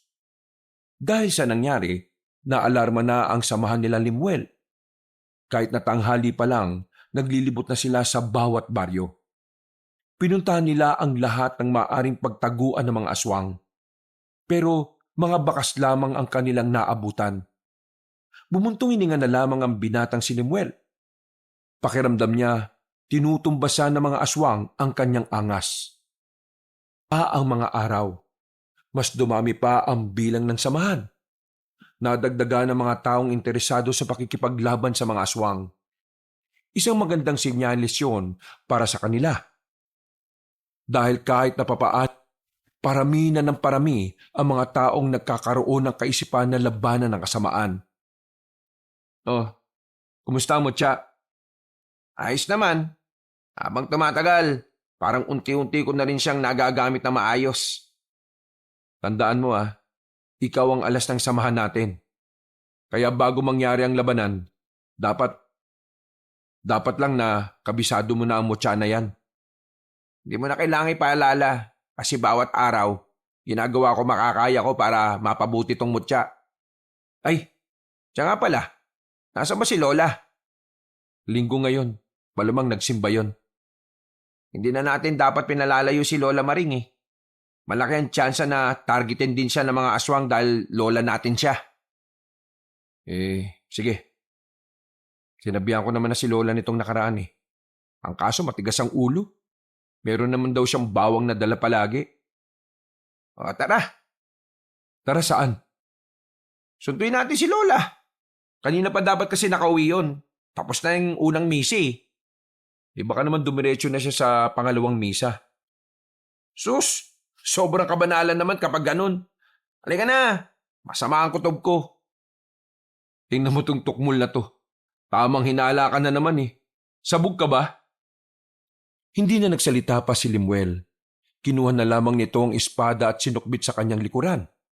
Nagmamadali itong naglakad patungo sa simbahan.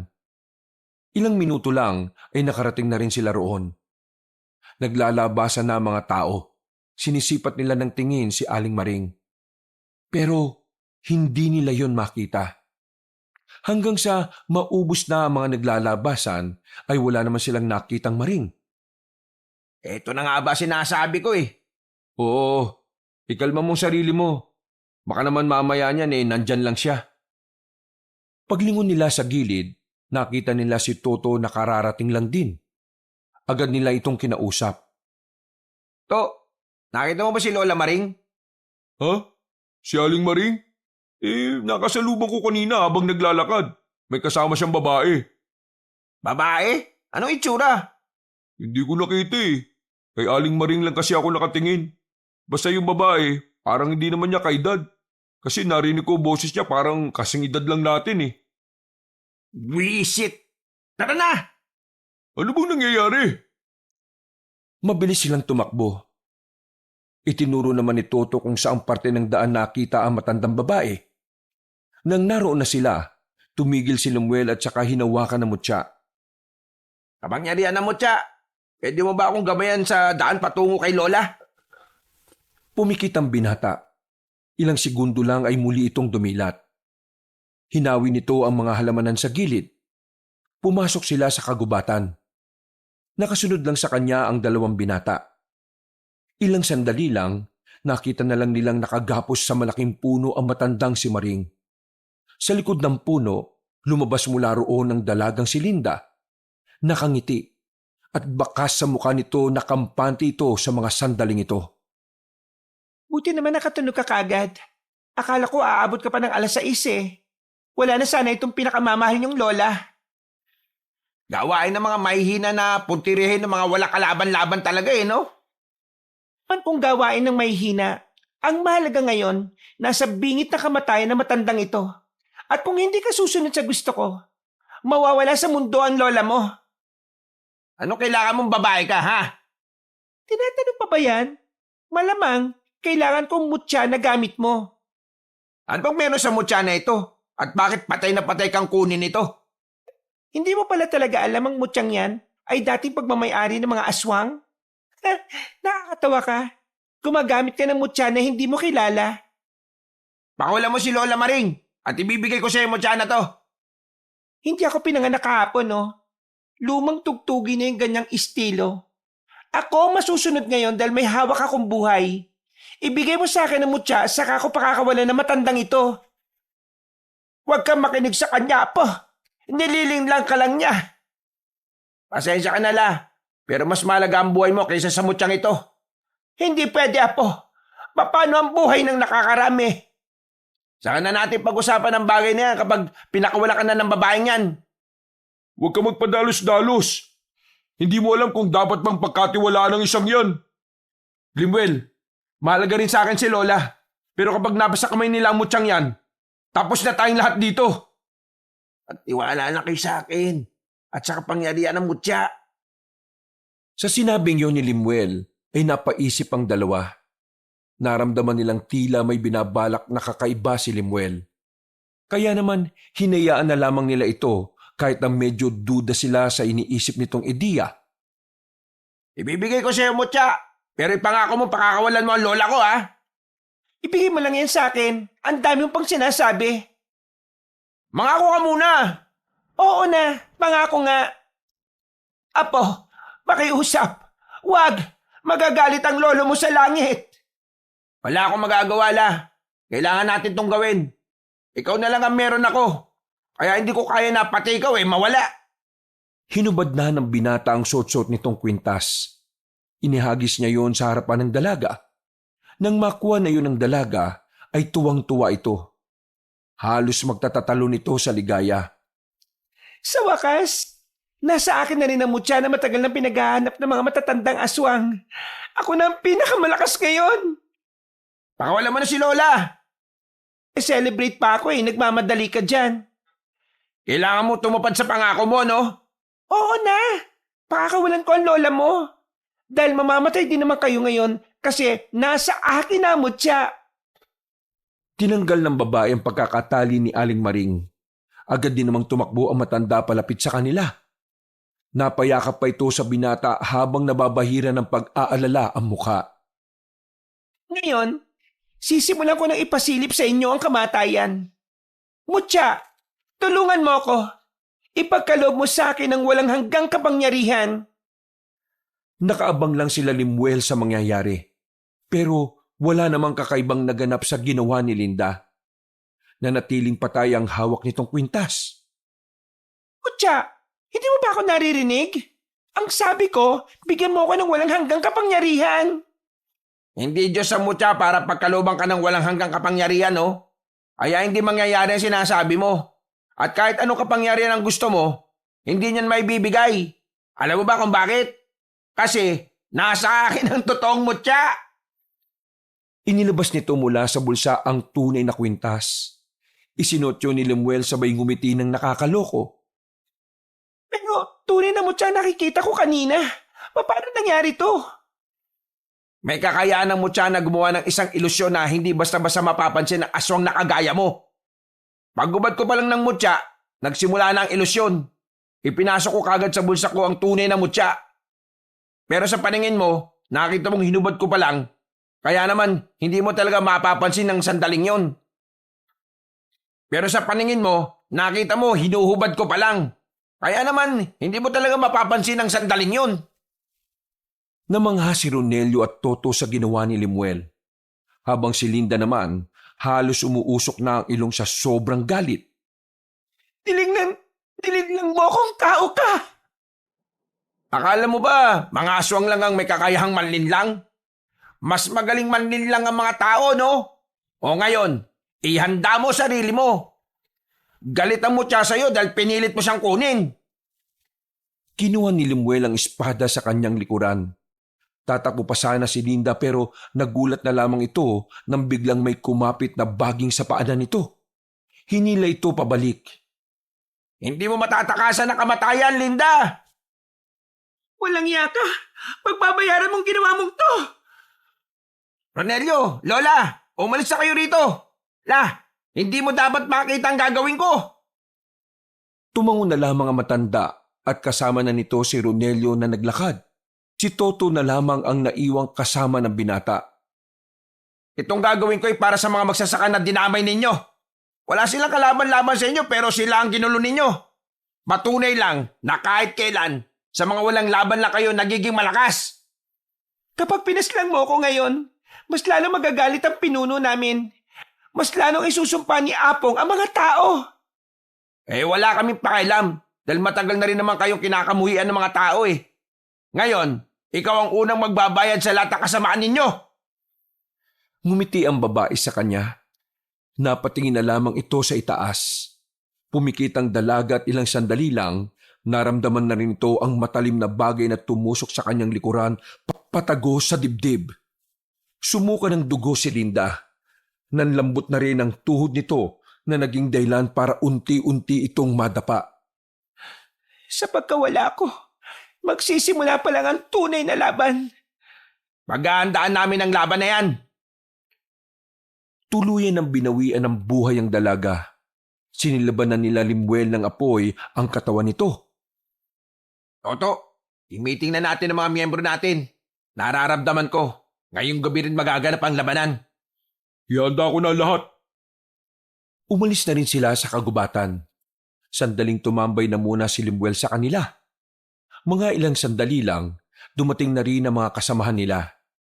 Sa mismong bakuran nila ay naganap ang sandaling pag-uusap. Naplansya ang mga plano. Nagkasundo silang lahat sa kanilang hakbang na gagawin. Ang kailangan na lamang gawin ni Limuel ay panatiliing ligtas ang kanilang Lola Maring. Matapos mailikas ang kanilang lola sa baryo, pagsapit ng gabi ay kumalat na ang miyembro ng kanilang samahan para magbantay sa bawat sulok ng lugar. Nakahanda na rin ang lahat sa oras na ito. Yung mga nasa gubat din, wala pa rin nasisipat na aswang.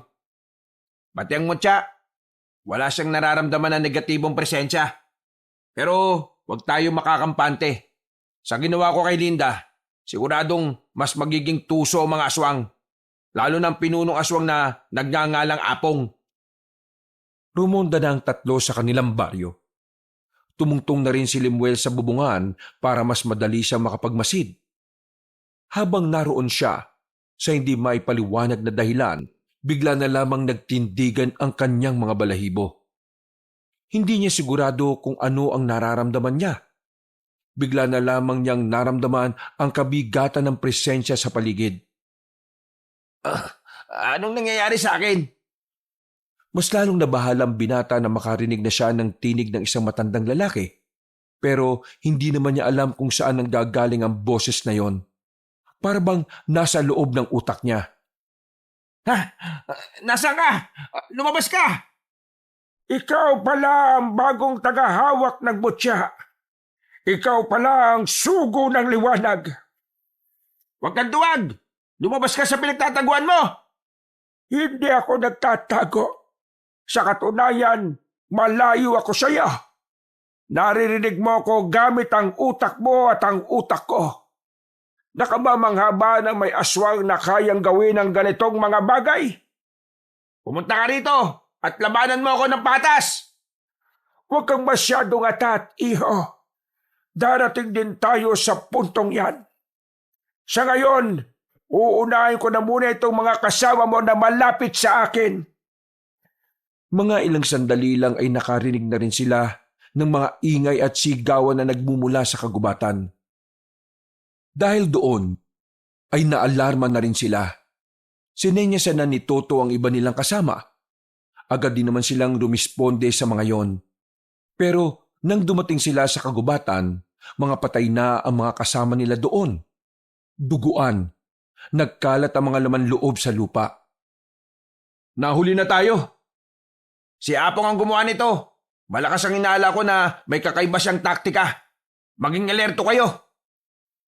Hindi pa man sila nakakausad sa nangyari, narinig na nila ulit ang iba pa nilang kasama na nagsisigawan. Pinuntahan nila ang mga yon sa bungad ng kanilang baryo. Pagdating nila, isang tao na lamang ang natitirang buhay. Yung matandang aswang! Yung matanda! Malakas! Nakahando sa mga kasama nila sa kung saan-saan. Sa isang iglap lamang, kalahati agad ang nababawa sa bilang nila. Dito na lang kayo. Ha? Bakit? Saan ka pupunta? Babalik ako sa gubat. Hanapin ko si Apong. Bida-bida ka na naman eh. Hindi mo siya kakayanin kung mag-isa ka lang. Kailangan kong pagkatiwalaan ng mutya. Sige, mag-ingat ka. Magbigay ka lang ng senyales kung susunod kami o hindi. Tumangon na lamang si Lemuel at dali-dali na rin tumungo sa kagubatan. Doon niya kasi nararamdaman ang kakaibang presensya. Mabigat ang enerhiyang nararamdaman niya sa paligid nang makarating na siya roon. Tumayo siya sa malaking bato. Nilibot niya ng tingin ng kagubatan. Isang matandang lalaki ang nakita niyang nasa gilid ng malaking puno. Nakasandal. Nakasuot ito ng mahaba at kulay itim na kasuotan. Para itong pari. Ngayon nandito na ako. Baka kaya mo nang lumaban ng patas. Pinabibilib mo rin ako, iho. Sa lahat ng nakalaban ko, ikaw lang ang nag-iisang umarap sa akin. Kadalasan kasi, ako ang nagpupunta sa kanila para paslangin sila. Pero ikaw, kakaiba ka. Matapang ka. Sobrang tapang mo. Siguro dahil nasanay kang mamuhay ng mag-isa. Hindi ka iniintindi ng magulang mo dahil suwail ka. Wala kang kwentang anak. Paano mo nalaman ang tungkol sa akin? May kakayahan akong malaman kung sino ang nasa harapan ko sa pamamagitan lang ng pagtitig sa kanilang mga mata. Kaya kong makilala ka kahit na madilim, kahit na hindi ka tumingin sa akin. Kung ganon, totoo nga sinasabi ni Linda. Hindi ka nga talaga pangkaraniwan. Pero huwag kang matakot. Pwede naman akong mapakiusapan. Kung magkakasundo tayong dalawa, walang mangyayari sa'yo. Hindi ako nakikipagkasundo sa mga nilalang na likas na masama. Kailangan mong makipagkasundo. Alam mo kung bakit? Mamamatay ang mga taong nasa baryo ninyo kung wala kang gagawin. Kaya nga, binibigyan kita ng pagkakataon. Ibigay mo sa akin ang mutya. Kumampi ka sa akin. Gagawin kitang aswang at sabay nating ipapalaganap ang lahi ng mga aswang. Hindi ako tanga, no? Para pumayag sa gusto mo. Kaya nga kita inaalok. Dahil alam kong mas madali mong may isip ang tama para sa lahat. Mali ka ng inalok. Hindi kasunduan ang gusto ko. Ang gusto ko, mawala ka sa mundong ito. Ang gusto ko, maging ligtas sa mga taong naninirahan dito. Limuel, kahit nagawin mo ang lahat, hindi mo na maibabalik ang buhay ng pinakamamahal mong babae. Hindi mo ba alam kung sino ang pumaslang sa kanya? Gusto mo bang malaman? Kilalang kilala ko. Kasi ang pumaslang sa pinakamamahal mong babae na si Mariel. Ako. Ako ang pumaslang sa kanya. Agad na nagsarado ang kamao ni Limuel noong mga sandaling yon. Nakaramdam agad siya na matinding galit. Binaslang ko ang babaeng yon. Ang sarap kaya ng dugo niya. Ang sarap ng laman niya. Sariwang-sariwa. Batang-bata. Manahimik ka! Bakit? Masakit bang pakinggan ang katotohanan? Kung sa bagay, sino ba naman ang hindi masasaktan? Pagdating mo rito, wala na siya. 5 taon na siyang patay. Sinabi ng manahimik eh! Hinugot na ni Limuel ang kanyang espada. Naramdaman niya ang kakaibang enerhiya na nagmumula sa mutya. Wala siyang kamalay-malay na ang puting bato ay unti-unti nang nagiging kulay itim. Ganyan nga! Magalit ka lang nang sa ganon ay tuluyan ka ng lamunin ng mutsyang yan.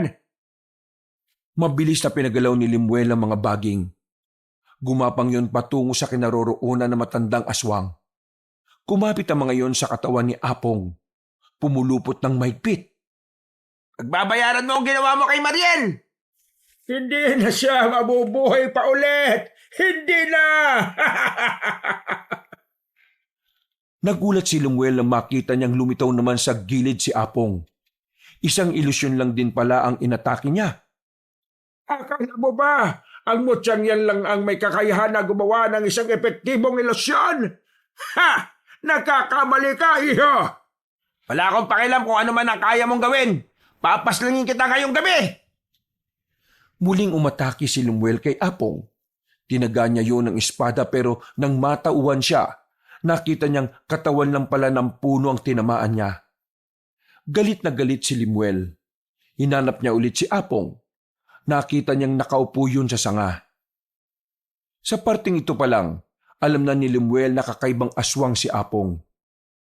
Hindi ito gaya ng ibang aswang na kayang-kaya niyang paslangin.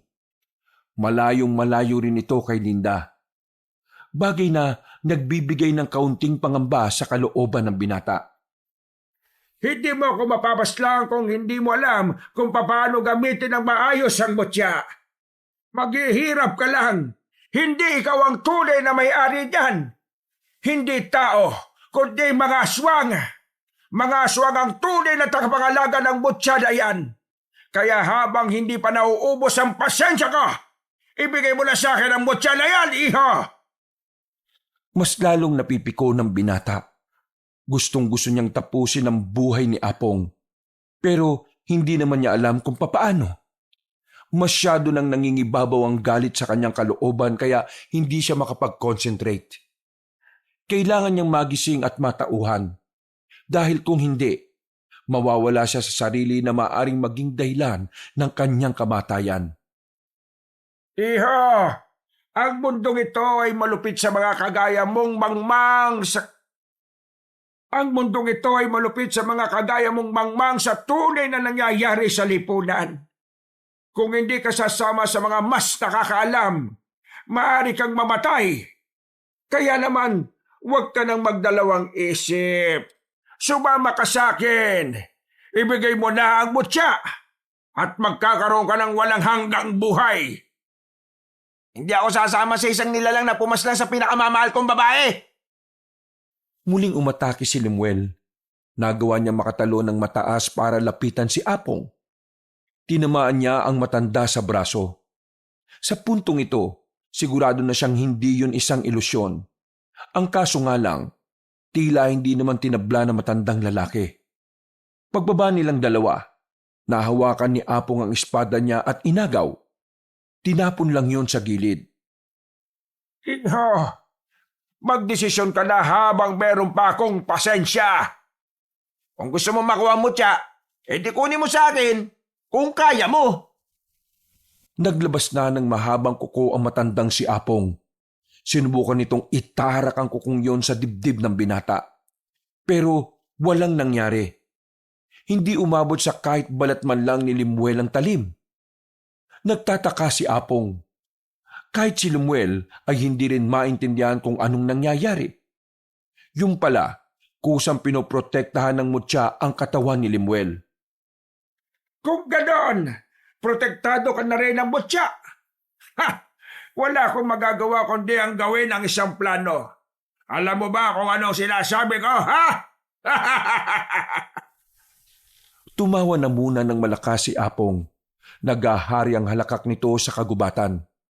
Kaboses nito ang demonyong tumatawa sa impyerno. Papaslangin ko ang lola mo. Di ba malapit na ang kaarawan mo? Ireregalo ko sa iyo ang ulo niya. Sa puntong ito, tila sasabog na ang kalooban ni Lemuel sa galit. Ang kanyang utak naman ay natutuliro. Sobrang nag-aalala at hindi na alam ang gagawin. Patayin kita! Ganyan nga! Mawala ka nga sa wisyo! Sunod-sunod na pag-atake ang ginawa ni Lemuel. Hindi na niya ginagamitan ng utak ang bawat galaw niya. Parang kusa na lang siyang pinakikilos ng emosyon niya. Mga ilang sandali lang, tuluyan na nga naging kulay itim ang bato sa kwintas. May kung anong itim na marka na rin ang gumagapang mula sa balat niya paakyat sa kanyang leeg. Heto na! Magiging isa ka na rin sa amin! Magiging aswang ka na rin dahil nagpatalo ka sa galit! Malapit na sa mukha ni Lemuel ang itim na marka nang biglang dumating si Ronelio at Toto. Pagtutok nila ng ilaw kay Lemuel, nakita nilang tila nagbabago na ito ng anyo. Mabuti na lang talaga ay mabilis na intindihan ng dalawa ang nangyayari. Agad silang lumapit at kinuha agad ni Ronelio ang maliit na kutsilyo at sinugatan ng pinsan sa braso. Dahil sa ginawa nila ay unti-unting nawala ang marka. Bumalik ang dating kulay ng mga mata ni Lemuel. Nakabalik na rin ito sa katinuan. Mga epal! Hindi kayo dumating! Kung hindi kayo dumating, isa na rin sana siyang aswang! Hindi ka magtatagumpay sa gusto mo mangyari. Hindi siya magiging aswang. At kahit na mutya ito mula sa kadiliman, naniniwala kami magagamit niya ito para sa kabutihan. Pakialamero! Ayaw ko sa lahat ay ang mga nakikialam! Humanda kayong dalawa sa akin! Kayo na ang uunahin ko! Lumundag palapit sa kanila ang matandang lalaki. Iba na rin ang anyo nito.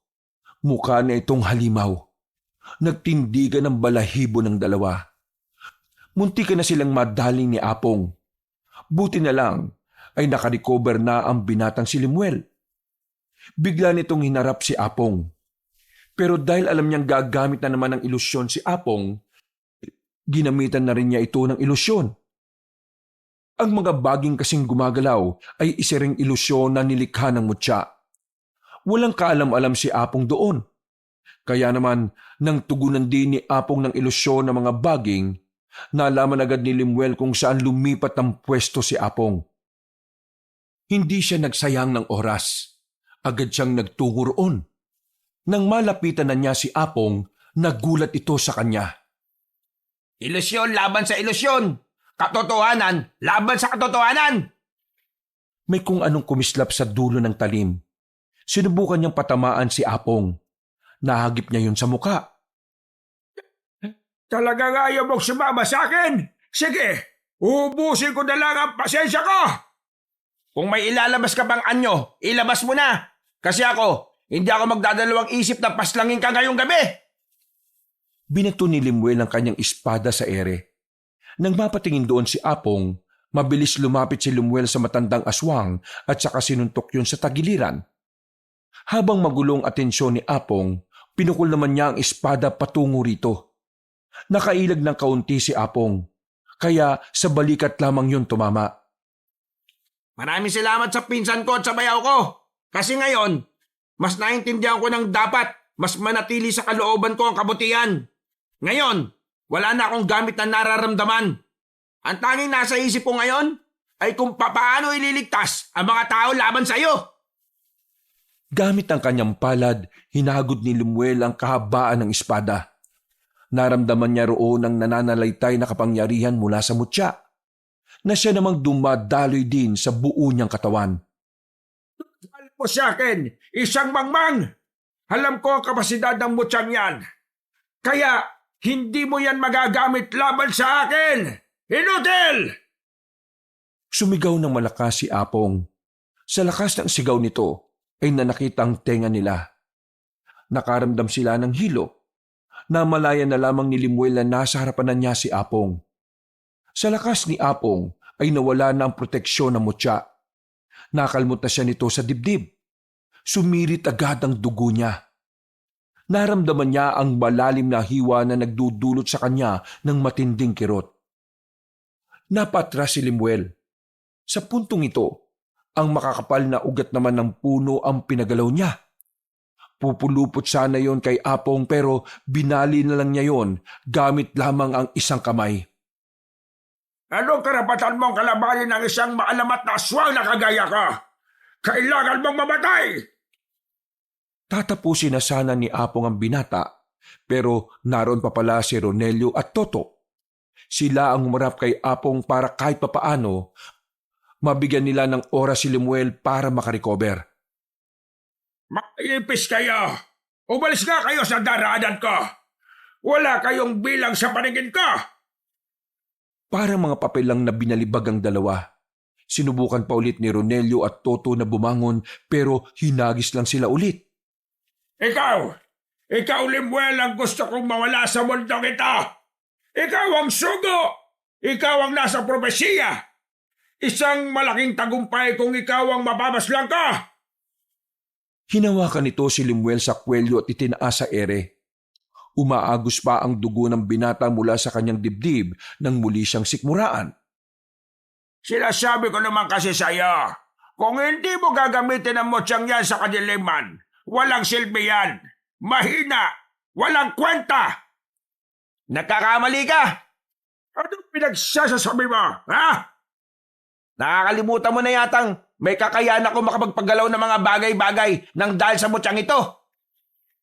Nanlalaki ang mga mata ni Apong nang makitang may nakalutang na espada sa kanyang likuran. Nakatutok ang talim nito sa kanya. Huli na nang bitiwan niya si Lemuel dahil kusa ng tumarak ang espada. Tumagos ang espada sa kaliwang dibdib na matandang aswang. Paghugot ng espada, umagos din ang dugo mula roon. Sumuko na rin yun ng dugo na kalaunan ay ubo na rin ng ubo. Masyado kang maangin eh. Yan ang napala mo. Hindi pa ako patay, kaya huwag ka munang magdiwang magito. Nagawa pang makatayo ni Apong pero parang tutumba na rin ito. Sa puntong ito ay hindi na sinayang ni Lemuel ang pagkakataon. Kinuha niya ulit ang espada at muling hinagod ang katawan ng talim. Pumikit siya ng halos 5 segundo. Pagdilat niya, uminit ang mutya. Nag-init din ang buong katawan ni Lemuel. Tila inipon niya ang lahat ng lakas sa espada. Magpaalam ka na sa mundong ito at sa lahat ng mga masasama mong balak na kahit kailan, Hindi na matutupad. Huwag kang masyadong kampante. Nakita na lamang nilang tila nagbabago na naman ang anyo ang matandang lalaki. May kung ano-anong buto ang lumabas sa katawan nito. Pero bago pa tuluyang magbago na naman ang anyo nito, ay lumapit na si Lemuel. Isang malakas na hiwa ang ginawa niya. Nahati ang katawan ni Apong sa gitna. Pero ang akala nila, doon na matatapos ang lahat. Bigla na lamang kasing gumalaw ang itaas na katawan ni Apong. Humawak ito sa paa ni Lemuel. Kaya naman sa liig naman ito tinaga ang matandang aswang. Gumulong na ang ulo patungo sa kinahihigaan ni Toto. Tapos na ang kasamaan mo, Apong. Para yan kay Mariel, kay Lolo, at sa mga kaibigan niya. Pati na rin sa mga taong biniktima nyo. Wala kayong puwang sa mundong ito, mga demonyo! Bumuntong hininga na lamang si Lemuel.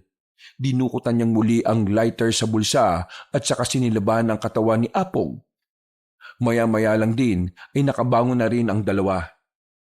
Masakit ang katawan ng mga ito nang lumapit sa kanya. Natalo na natin ang pinuno, pero paano mga alagad niya? Madali na lang mga yon. Ang malaga sa ngayon, wala na pinakamalakas sa kanila. Ronelio, doon ka. Bayaw, dito ka. Ako naman sa dakong to. Nararamdaman kong paparating na ang mga aswang para lusubin ang mga baryo. Naghiwalay silang tatlo. Pero nang makita na nila ang mga aswang, nagtataka sila dahil hindi naman umaatake ang mga yon. Nakatigil lang at parabang alam na nilang wala na ang kanilang pinuno. Ganun pa man, hindi ito pinalampas ni Lemuel. Pinagpapapas lang niya ang mga natitirang aswang. Wala siyang iniwang buhay kahit na isa. At wala pang isang oras, nalagas na niya ang lahat ng mga kampo ng kadiliman. Kinabukasan, binigyan nila ng maayos na libing ang mga kasama nilang nasawi. Pagkatapos, nagsagawa sila ng kaunting pagdiriwang sa kanilang baryo. Nako, kumain lang kayo ng kumain ha. Alam kong sobra kayong napagod sa mga nangyari. Kaya dapat bumawi kayo sa akin. Ang sarap talaga ng luto mo kahit na kailan. Kaya nga po, lalong-lalo na itong mga puto mo, Aling Maring. Lemuel, ayos ka lang ba? Bakit parang hindi ka yata masyadong umiimik dyan? May problema ba? Wala naman po, Lola. Hindi ko lang kasi nakala na magiging ganito ako. Nung unang dating ko rito napakawalang modo ko . Ang tanging nasa isip ko lang ay makita si Mariel. Wala akong pakialam sa ibang tao. Kahit pa sa sarili kong pamilya. Pero ngayon, sobrang laki na ng pinagbago ko. Lalong-lalo ng pananaw ko sa buhay. Tingin mo, matutuwa sa akin ang mga magulang ko kapag bumalik na ako sa Maynila? Walang duda po.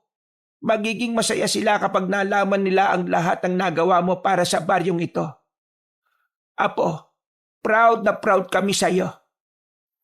Ito na ang sign para mamuhay ka sa matinong bersyon ng ikaw. Ay, siya nga pala. Pasensya na sa mga nangyari noon ha. Lalo na dun sa pagsuntok ko sa mukha mo at pagputok ng labi mo. Ikaw naman kasi. Ano ka ba? Wala yun.